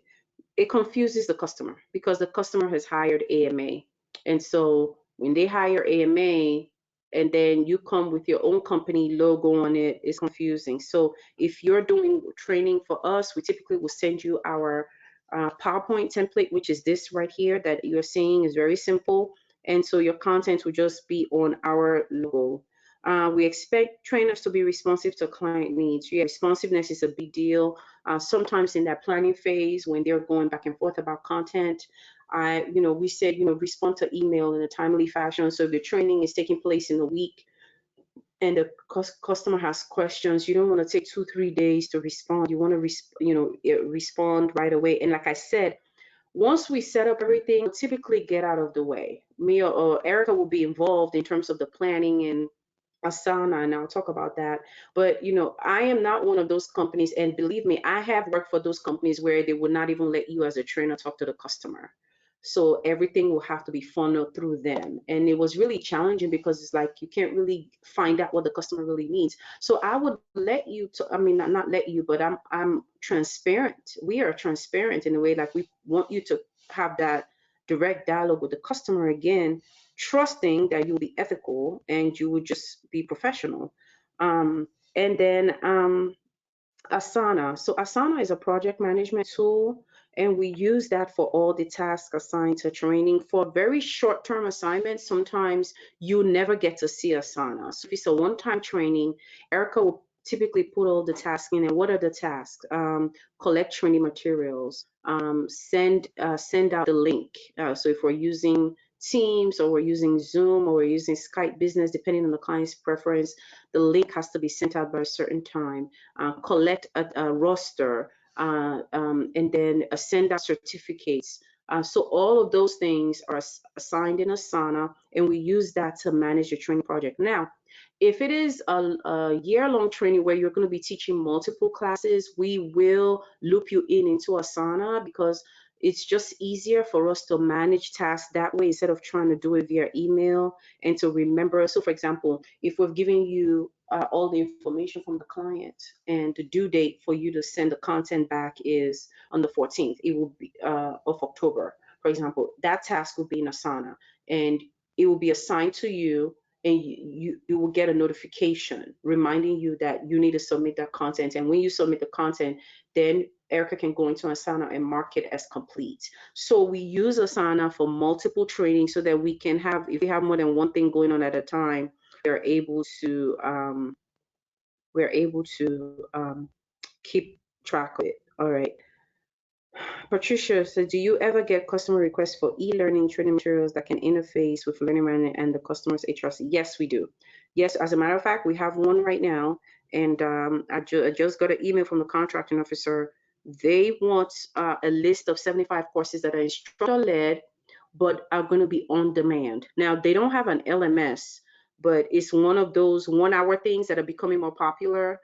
So they want all 75 courses. They want 8 of their people to have access to all of the courses for a year, but it's going to be on a system. And I was actually looking for a platform to put some of our 1-hour courses that we have on, and just basically have their people have a user ID and password that they can log in and they can access the courses. So it's instructor led, so it's an instructor teaching, but it's recorded, and so they can just access it. But yes, we have that. We have requests for e-learning courses. So that's another expertise that we're looking for in terms of the ISD to develop those courses and experience putting courses in LMSs.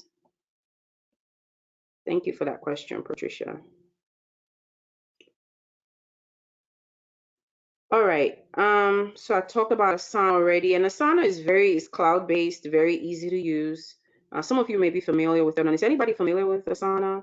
You used it or any other type of project management tool? Yes, okay, so Patricia has used Asana. Maria says she has not. Okay, so yeah, but it's really easy. I mean, it's super easy. So for example, the project could be, I would just say OGA Grants Management Training Program. And under there, we'll have all the different tasks. So kickoff call, planning meeting, course content, this course, the date of that course, this topic, the date of that topic, this and everything, and who the instructor is. So Erica structures all of that, and it's very easy to use. And another good thing is we can literally go in there and print the project status and show the customer, this is where we are, these are the courses, these are the tasks, and they're very impressed when we're able to do that, because they're like, oh, okay, you know. So typically people can track this on a spreadsheet as well, but you know, it's just easier to have everything in Asana. And we have a standard kind of template, if you will, in Asana for training, for everything that has to take place over the course of training events. And then we can add other tasks as well. So it's a really neat tool. All right. Now I'm going to add a model. Most are familiar with this. I'm keeping in mind of the time as well, because I know, you know, people have things to do. So typically the A starts for analysis. So this is where we're doing a kickoff call. We're meeting with the client. The biggest thing I always want to find out in the kickoff call is, what are your learning objectives? Because a lot of times, I'll tell you what happens in government. It's the end of the year, they have money, and they're like, oh, we can do that training that we've always wanted to do. And they just throw the training out there. And they think that training can be a tool to solve systematic, organizational, or operational or employee issues. That's not what training is for. You hear them say that, oh, they just need some training. No, training is for competency development. Is not to solve an existing issue. So we've had this one time where a client wanted us to do customer service training. And by the time we were done with the kickoff call, what they really wanted was how to better engage with their grantees and how to develop the courage to actually monitor the grants. So they had the statutory uh, um, um, authorization to monitor grants, but the relationship with the grantees was so bad that they weren't monitoring grants. So grantees were missing deadlines and not allocating costs properly, and there was no enforcement of the monitoring. So that's what the kickoff call, that's what this analysis phase is. So we want to know, what is your learning objective? Who is the audience? What is the new, what is it that you want to change? What is the new behavior outcome that you want? What have they gotten training in this topic before? What are the constraints? Is it because you have, so for one other client, they just got hired a whole new cadre of people, and so there was a lot of knowledge, domain institutional knowledge lost. You will see this a lot with contracting classes, as you know. The 1102 series is very fluid. People come and go, people leave, people burn out. And so when they have new people come, they have not a clue. And contracting is very complex. The FAR is complex. And so if that's what it is, then we know, okay, this is what we're dealing with. Or is this a situation where they're you know they've taken, the attendees have the head knowledge of the topic, but it's a matter of application. Then we know, okay, our course is going to be more of hands-on exercises, like how does this apply to your day-to-day. So we ask those questions. Okay, then what are the delivery options? Okay, especially now, what is the timeline for project completion? We ask all of that in this phase because we want to make sure that we have the resources to meet their timeline. When it comes to online consideration, a lot of agencies have firewalls. So for the longest time at Ed, we couldn't use Zoom, but now they're saying that we can use Zoom. So we had to use Microsoft Teams. At one point, we were using Skype Business and it was having issues. So we need to discuss all of that up front, okay? Some agencies are fine with us using our own platform. So we have GoToWebinar, we have Zoom, but other agencies want us to use theirs and they use WebEx. So you have to be versatile, and a lot of these tools they have similar functionalities, and you can pretty much get up to speed with using it. And a lot of times they'll have their own technical people helping as well. But yeah, these are the things we ask up front when we're doing this phase. And then typically we will develop a training plan. Again, the training plan will be if we are doing a year-long project or a 6-month project where we're doing multiple courses. If it's just a one course thing, then we're not going to be doing a training plan. Okay. All right. Then the next phase of the ADDIE model is, sorry, of course, design is that's where we really collaborate with the instructor. So, and I think Patricia has been making a good point that outside the instructor, in terms of the technical content or the subject matter content, we have there's opportunity for us to have a more general and robust ISD methodology that will be cut across all of AMA courses. So that point has been well taken. The design phase, again, of finalizing learning objective topics, determining the class size, if we're going to use assessment instruments for a lot of leadership courses. Let me pause here and talk about leadership courses. 99% of leadership courses, we have to do assessments. So a lot of times they'll either ask for MBTI, Myers-Briggs Type Indicator, or 360. So I am a certified MBTI not clinician, what's the word? Practitioner. I'm a certified MBTI practitioner. I'm also certified in 360 and DISC. So what we've done a lot of times, if I'm not going to be doing the training, I would do the MBTI assessments. If we're going to use it, I would do the MBTI assessments, and you would have the reports, and I can just listen in for the debrief. But most people can debrief on these assessments. So if you want to do leadership courses, especially whether it be leadership 101 or senior leadership or anything that's executive coaching, you have to have those assessments. You have to be aware of them. MBTI, DISC, 360s are huge.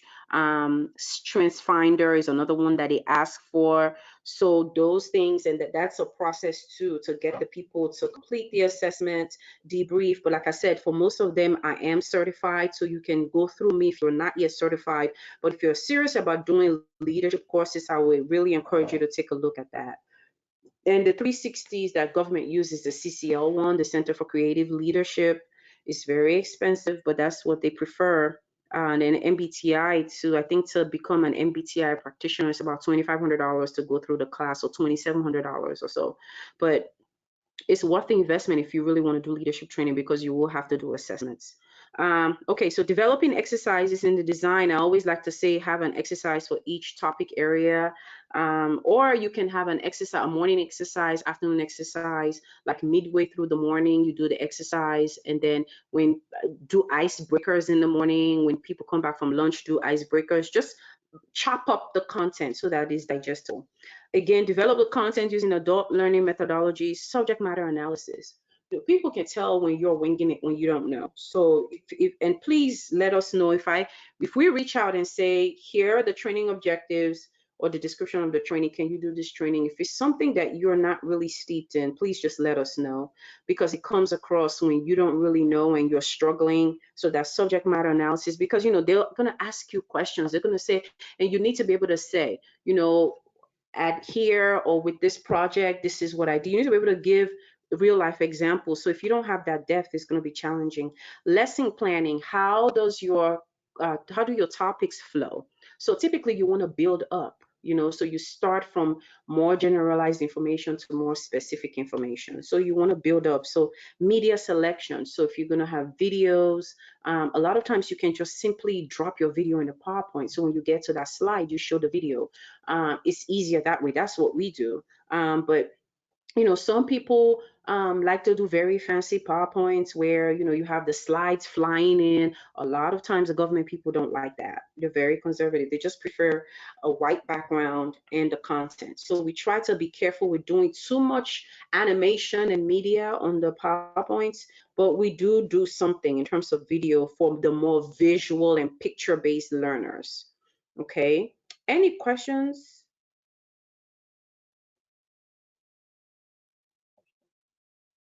Okay, certified for all of them and others. Great to know. Awesome. Please put that when and I know some people are going to have to jump off, but at the end of today's session, I really want to get everybody to send their resume. We already have resumes for some of you, but if we don't have your resume and your bio, so your resume, your bio, the list of courses and all the certifications you have and agencies that you've trained for, so that we can put you in our database, our consultant database. So all of this information is very pertinent. If you're certified in MBTI and all of that, put it there. That way, when we're looking for trainers, it's easy for us to just pick it out.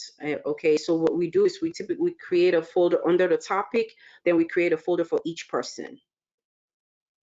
Okay, so thank you for letting me know that, Nina.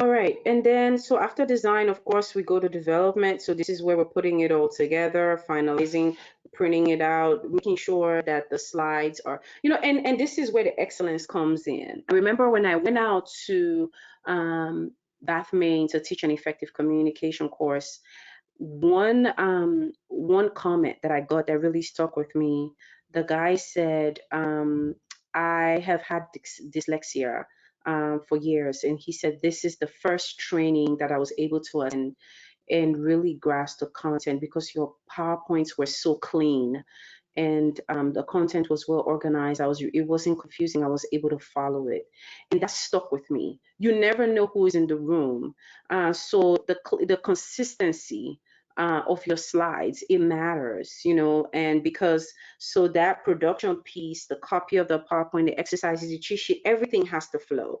The case study materials, the videos, everything has to be organized and it has to flow. If you're going to use graphics, especially for the more technical courses like project management or grants, if you're showing like appropriations or cost data, those things can be difficult to understand if they're in tests. So use of infographics, all those things matter. When you print it out, does it look like how it looks? And let me tell you, we have had situations where we sent, and this was before we invested in a whole commercial printer. We do have a commercial printer in-house, so Erica literally prints everything in the office. Well, before that, we used to take it to Office Depot near us. And one time, I think we did Staples, and believe me, they printed the materials upside down. And I think it was for one of the Navy classes we did, and it was so embarrassing. And we just, we didn't look at it because we were rushing. We just picked it up and shipped it. We didn't look through the pages. And so Staples had printed, because we put it in booklet format, had printed it upside down. And it was after that we made the investment in getting a commercial printer that can do the booklets, can put all of our materials in the booklet format. So we do all of that in-house. So quality checks to make sure that all the materials are correct, that when they're printed out, they look how they should look, and the pages are not upside down. So little things like that matter, right? They matter a lot. Okay, so that is the development phase. And then implementation phase, this is the facilitation. So, just I've said all of this, and I'm just going to reiterate. Facilitation should be interactive, check for learning, pause, and make sure people are following, use stories and examples, cover the curriculum. You still have to cover the content because that's important. Check for learning outcomes. One of the things that I do when I train is at the beginning of the session, I ask people to write down what their learning intention is. What is one or two things that they want to get out of the class? They've gotten the agenda, they know what the course topic is. What is the one thing they want to get? Or another way I ask it is, what is one way that you apply your learning? I ask them at the beginning of the course, and at the end, I ask them to revisit what they had initially put down, see if it's the same at the end, if they want to expand upon this, and I make them to commit to that. So what that does is, even if it's just one thing they take out of class, I've done my job. That's really important. We got to check for learning outcomes, not just delivering content and we don't know where it lands. Okay. Manage the room. This is mainly in person, and sometimes too is virtual. You have to, some people may not naturally want to speak up. You have to call on them. Some people are disruptors. Some people want to talk, and some people want to literally teach the class. I've seen that where people, want to show that they have knowledge and they're basically trying to help you teach the class, and you have to know how to manage the room. Has anybody experienced that where you're teaching and it's like, okay, you find that you have to not just teach, facilitate? Has anybody experienced that? I want to hear from you all.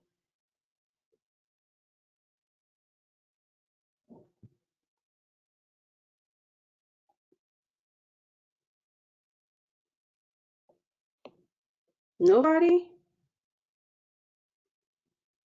Yeah, Tara says it takes finesse. Yes, I have dealt with that. Absolutely, it does. It takes finesse and it takes confidence too, because you remember when you go up there and stand in front of you are the subject matter expert. You have something. The whole purpose you're there is that you have something that they don't have that you're going to be delivering to them. So you have to be, have that presence.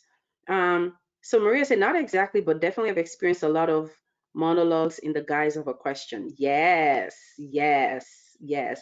And it's interesting. Sometimes, have you experienced this where you have supervisors and some of their folks in the same training, and you have your people trying to pass an indirect message to their supervisor, especially when you're teaching a leadership or management course, and you're like, yeah. So and then you have to put that on the parking lot and say, this is something we're going to have to discuss offline, because sometimes people use, yeah, Maria says yes, so awkward. People use training events as the platform for them to say things that they ordinarily feel like they don't have the platform to say, and you're there and like, okay, yeah, how did I get in the middle of this?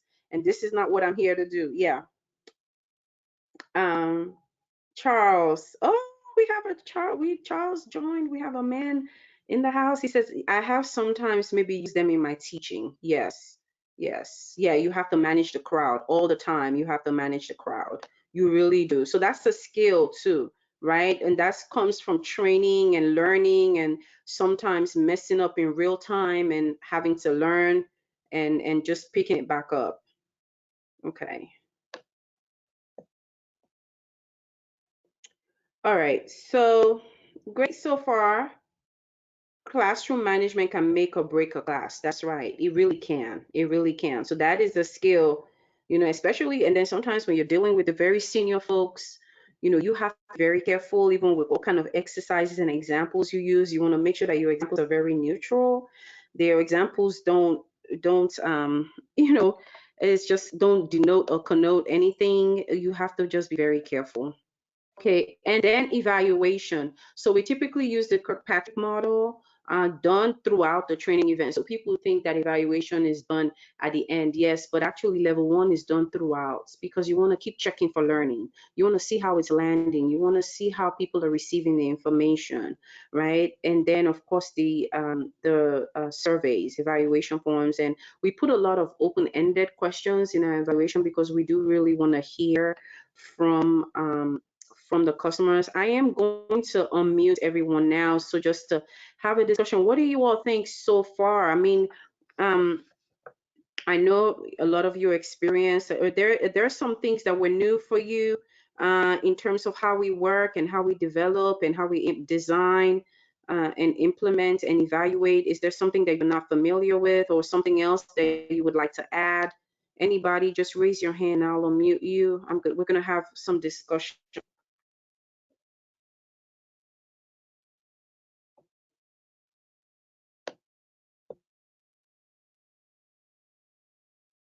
I'm actually going to first call on Charles. Charles, looks like you joined us later, so I'm unmuting you now. If you just want to introduce yourself and let us know. Charles? Can you hear me You're now? unmuted, sir. Can you hear me? I'm trying to talk.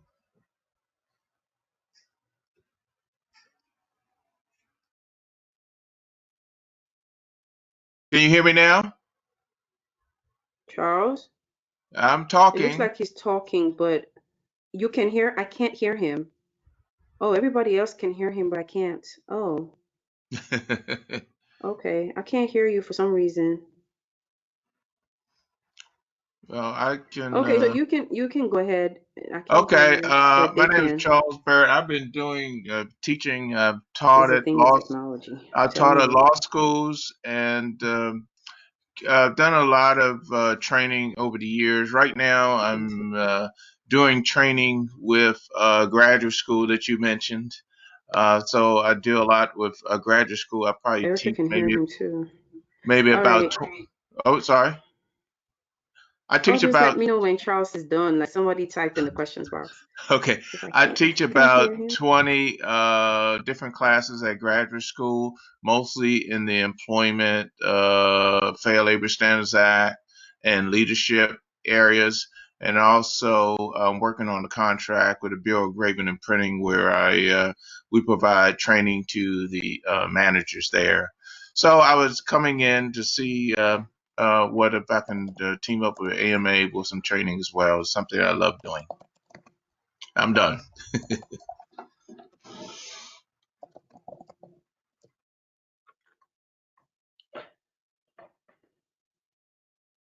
I was getting ready to say, I think Charles, I think we've connected. He teaches courses at Management Concepts. No, graduate Or school. the graduate school. Right. Yeah. Okay, thank you, Tara, for filling me in. Thank you guys for filling me in. So Charles is finished. All right. Yeah, so Charles, if I'll just circle back with you to get more of your background. I was not able to hear you. But all Okay. right, so let's all chime in. What do you guys think so far? Okay, Loretta, I'm gonna unmute you because you have your hands raised. Why does it say audio pin? Loretta? So just use your audio pin and then you should be able to speak.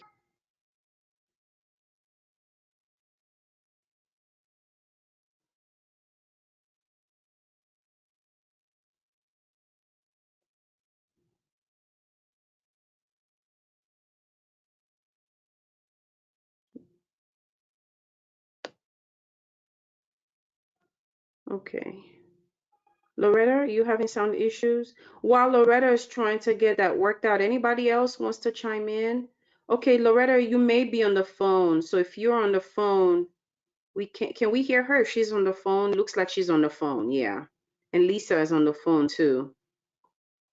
All right, any other questions, comments? I want to hear from someone who hasn't posted anything in the chat. LaShonda, I'm gonna unmute you. Your thoughts so far?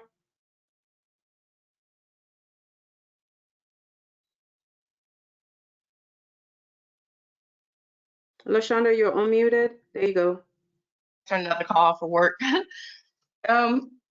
Oh, excuse me. I'm sorry about facilitating. LaShonda? Yes, can you hear me?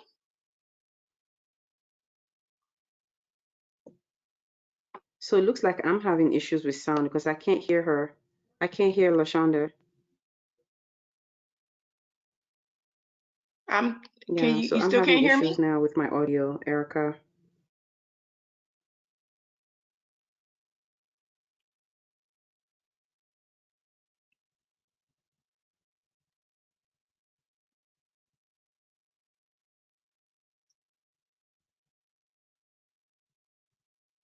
Hello? Hi, LaShonda. Give us one moment. We're trying to figure out Oh, Maria's audio, but I can hear you. okay. Oh, okay, sorry. Maria, are you able to hear me? Oh, I can't hear her. I don't think she can hear any of us. Right. Hmm.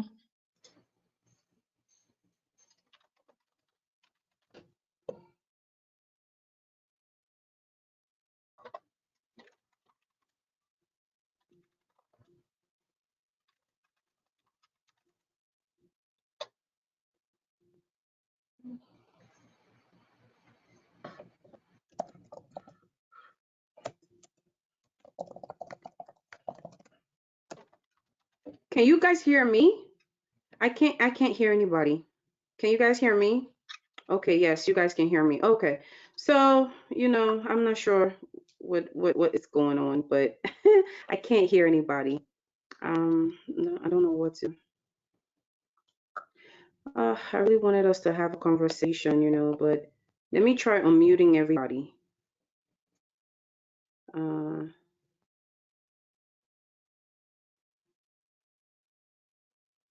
Okay, so now I've unmuted everybody. Can somebody try speaking? Let me hear. Hi, Maria. This is Erica. Can you hear me? Nothing. I can't hear nothing. This is LaShonda. I can't hear nothing. Okay. Well, since I can't hear, I don't know. What do we do now? Hold on.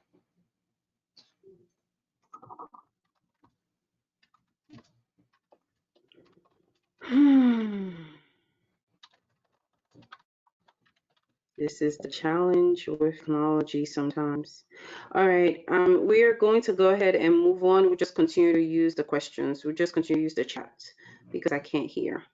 I really wanted us to kind of chime in, but I can't hear, so it's hard for me. I know you all can hear, but I can't. So it's hard for me to participate in a conversation if I can't hear. Maybe Erica will try to work on that. But yeah, so that's pretty much the ADDIE model. And of course, in between, there will always be revision. We try to get all the information from the client upfront at the kickoff so that we don't have too many revisions in between and we're clear on design and development and implementation. But sometimes things change in real time and we have to do revisions. So that's pretty much it. And so I kind of like touched on some of the training areas already, but just to reiterate, where we have a present need, grants management training, financial management, so budgeting and accounting, very urgent need for that one. We actually have classes coming up in October for that.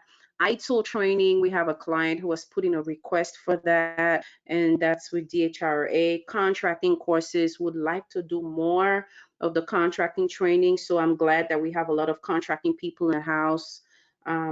Excel, Word, and PowerPoint training. This is another one that we're getting. And I know this one is very specialized. I know there are only very few people who can really do the Excel advanced, intermediate, introduction, introductory, intermediate, and advanced, and the Word and PowerPoint training.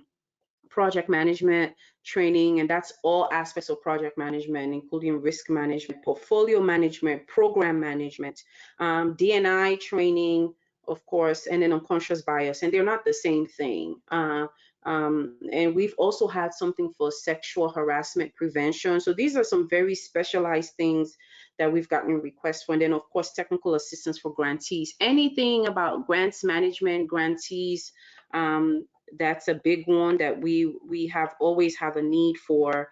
So these are the specific training areas. And of course, leadership, management, HR, I didn't put that on there, but HR training is also something that we need. Government HR training, that's also something that we have a need for.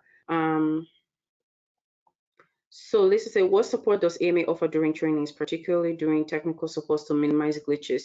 Yeah, so typically for most of our clients, they provide a platform because of the government security. And so they have their technical people to help with glitches. And we actually have had where sometimes we have to send the PowerPoint to them, and because we're not able to project from our computers, and they project and they move the slides. But yeah, it's typically them. And then if it's on our platform, we try to avoid glitches, but sometimes the glitches happen in real time, and Erica tries to help out with those glitches and tell people different ways that they can log on. Erica does a really great job at that, and she has lent all the platforms. Oh, my back is killing me, sorry. She has lent all of the platforms, and she's able to help with that. And then Tara says, which of these courses do you have the course materials for? Yeah, we have course materials for grants training, some financial management. We don't have the ITIL training. We have some contracting courses, course materials.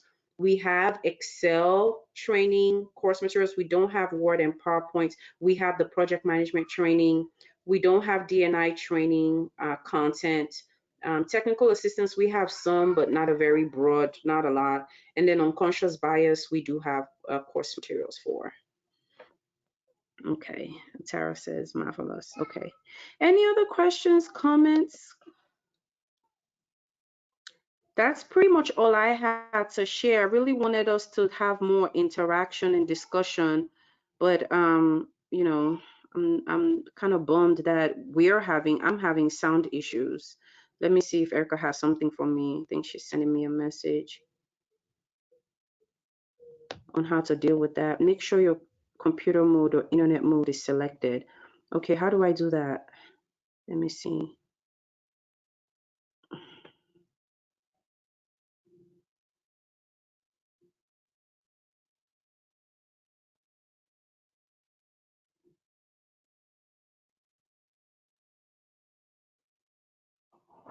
I don't know. It just says people can hear you. Click to unmute yourself. Give control, keyboard, make. Yeah. Yeah. everything, where would I select that? Go to audio.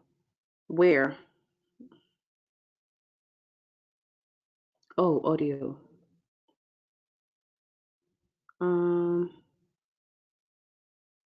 Computer audio, that's what I'm using.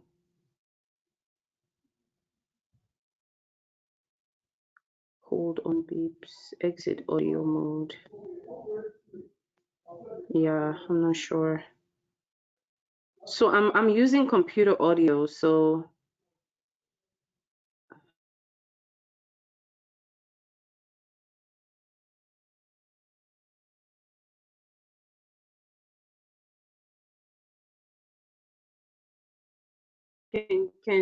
I'm gonna mute somebody now and just see if I can hear them. Erica, can you talk?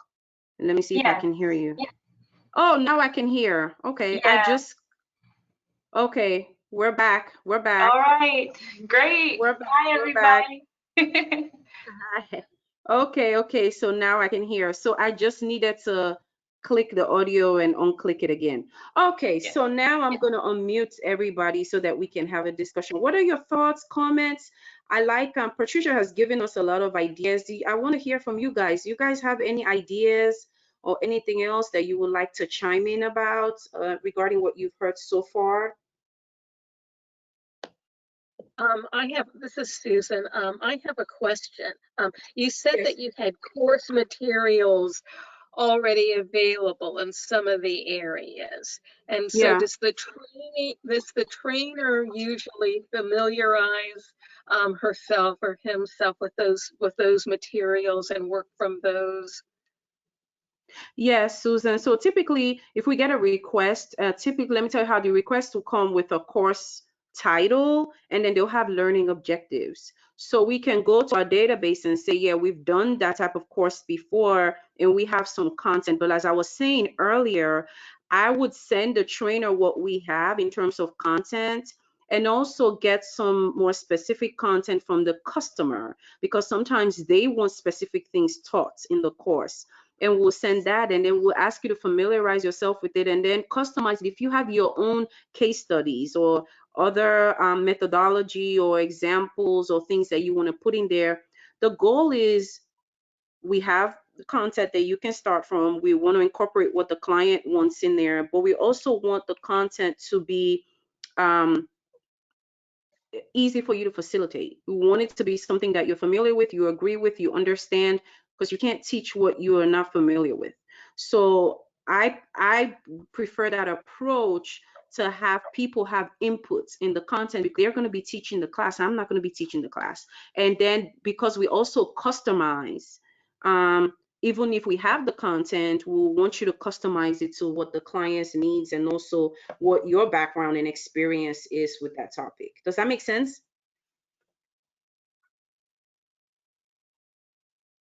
Susan? Yes, and so usually with these contents okay, can you hear me now? Yes, I hear you. Can you hear me now? Okay. Are these contents more comprehensive? Susan, I can't hear you. I was hearing you for a second and then. Okay, I'll try it again. I'm not sure what happened. Is the content that you have, you can't hear me? I can try typing it. Let's see.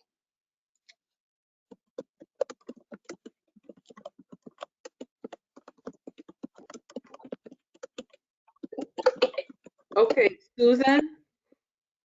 Okay, I just typed a question. Okay. So is what you have more comprehensive than, more like an encyclopedia than what the client might be looking for a particular class? It's also a possibility. It could be, and then you have to use your discretion to trim it down and say things that you think, we don't think this content is particularly relevant to this customer, so we can leave that out. So I will go with your discretion on that, and based on it will all stem from what the customer wants, but I will go with your discretion on that. Okay. All right, thank you. And thank you guys for being patient with the sound situation. All right, thank you, Susan. Okay. All right. Someone else? Questions, comments, ideas, suggestions? Maria has her hand raised. Maria, you can go ahead and unmute yourself. Everybody's unmuted, so you can just unmute yourself and speak when I call you. Yeah, I wanted to ask also about the coaching work that you do and to hear a little bit more about the assessment training and because that is an area of my consulting practice that I'm trying to build out, but I don't have any formal training as a coach, just sort of like my own life experience as a supervisor, building teams and mentoring. But I am curious, like, what are the things that I, other than you mentioned the MBTI. What are some other things I should be looking at that would also add value to the work that you all do in terms of the coaching work? Okay, thank you for that question, Maria. So for the coaching, we have found now that the government is always requesting ICF certified coaches. So it didn't used to be a hard requirement, so now it is. So that means that you have to do your coach training with an organization that can let you get the ICF certification. So ICF is the International Coaching Federation, and that is kind of like the governing board body for coaches. And so there are different coaching programs. I went to the Georgetown University Institute for Transformational Leadership. I think that's what it is. It's been a while. Coaching certification program. So that's the one I took. And then after that, you basically, once you complete the program, you're certified at the PCC level, but you need to get a certain amount of coaching hours to get to the MCC, which is the master level. So that's the first thing, is to get that ICF certification. And then, like I said, with the assessments, you can always work with someone who is already a practitioner. But if you also want to go for the assessments right away, you can. But the biggest thing is to get that ICF certification first, because they require it, the ICF certification, in a lot of the requests for executive coaching. Thank you. You're welcome.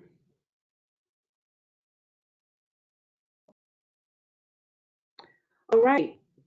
More questions, comments?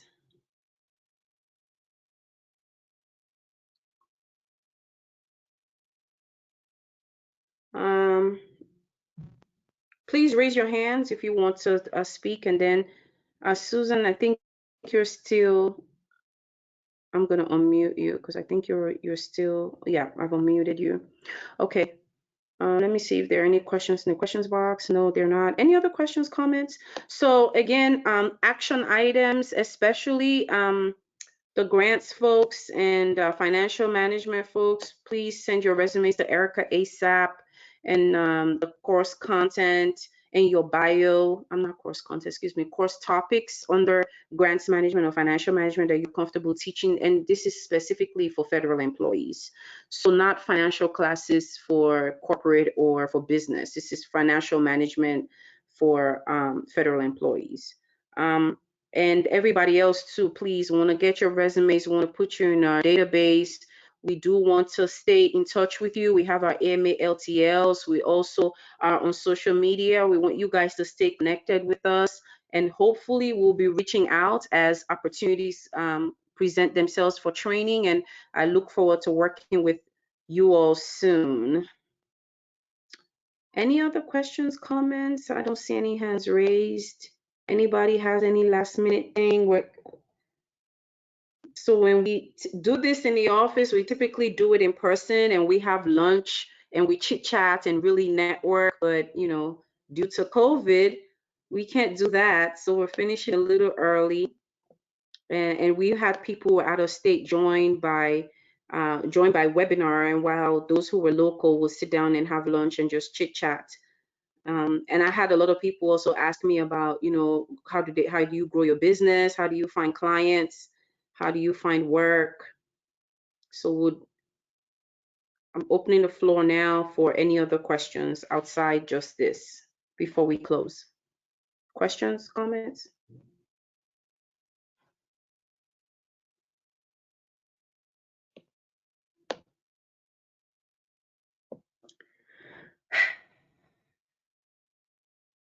Okay, so Latonya say, for those of us who still work for the government, what should we do? That's a great question.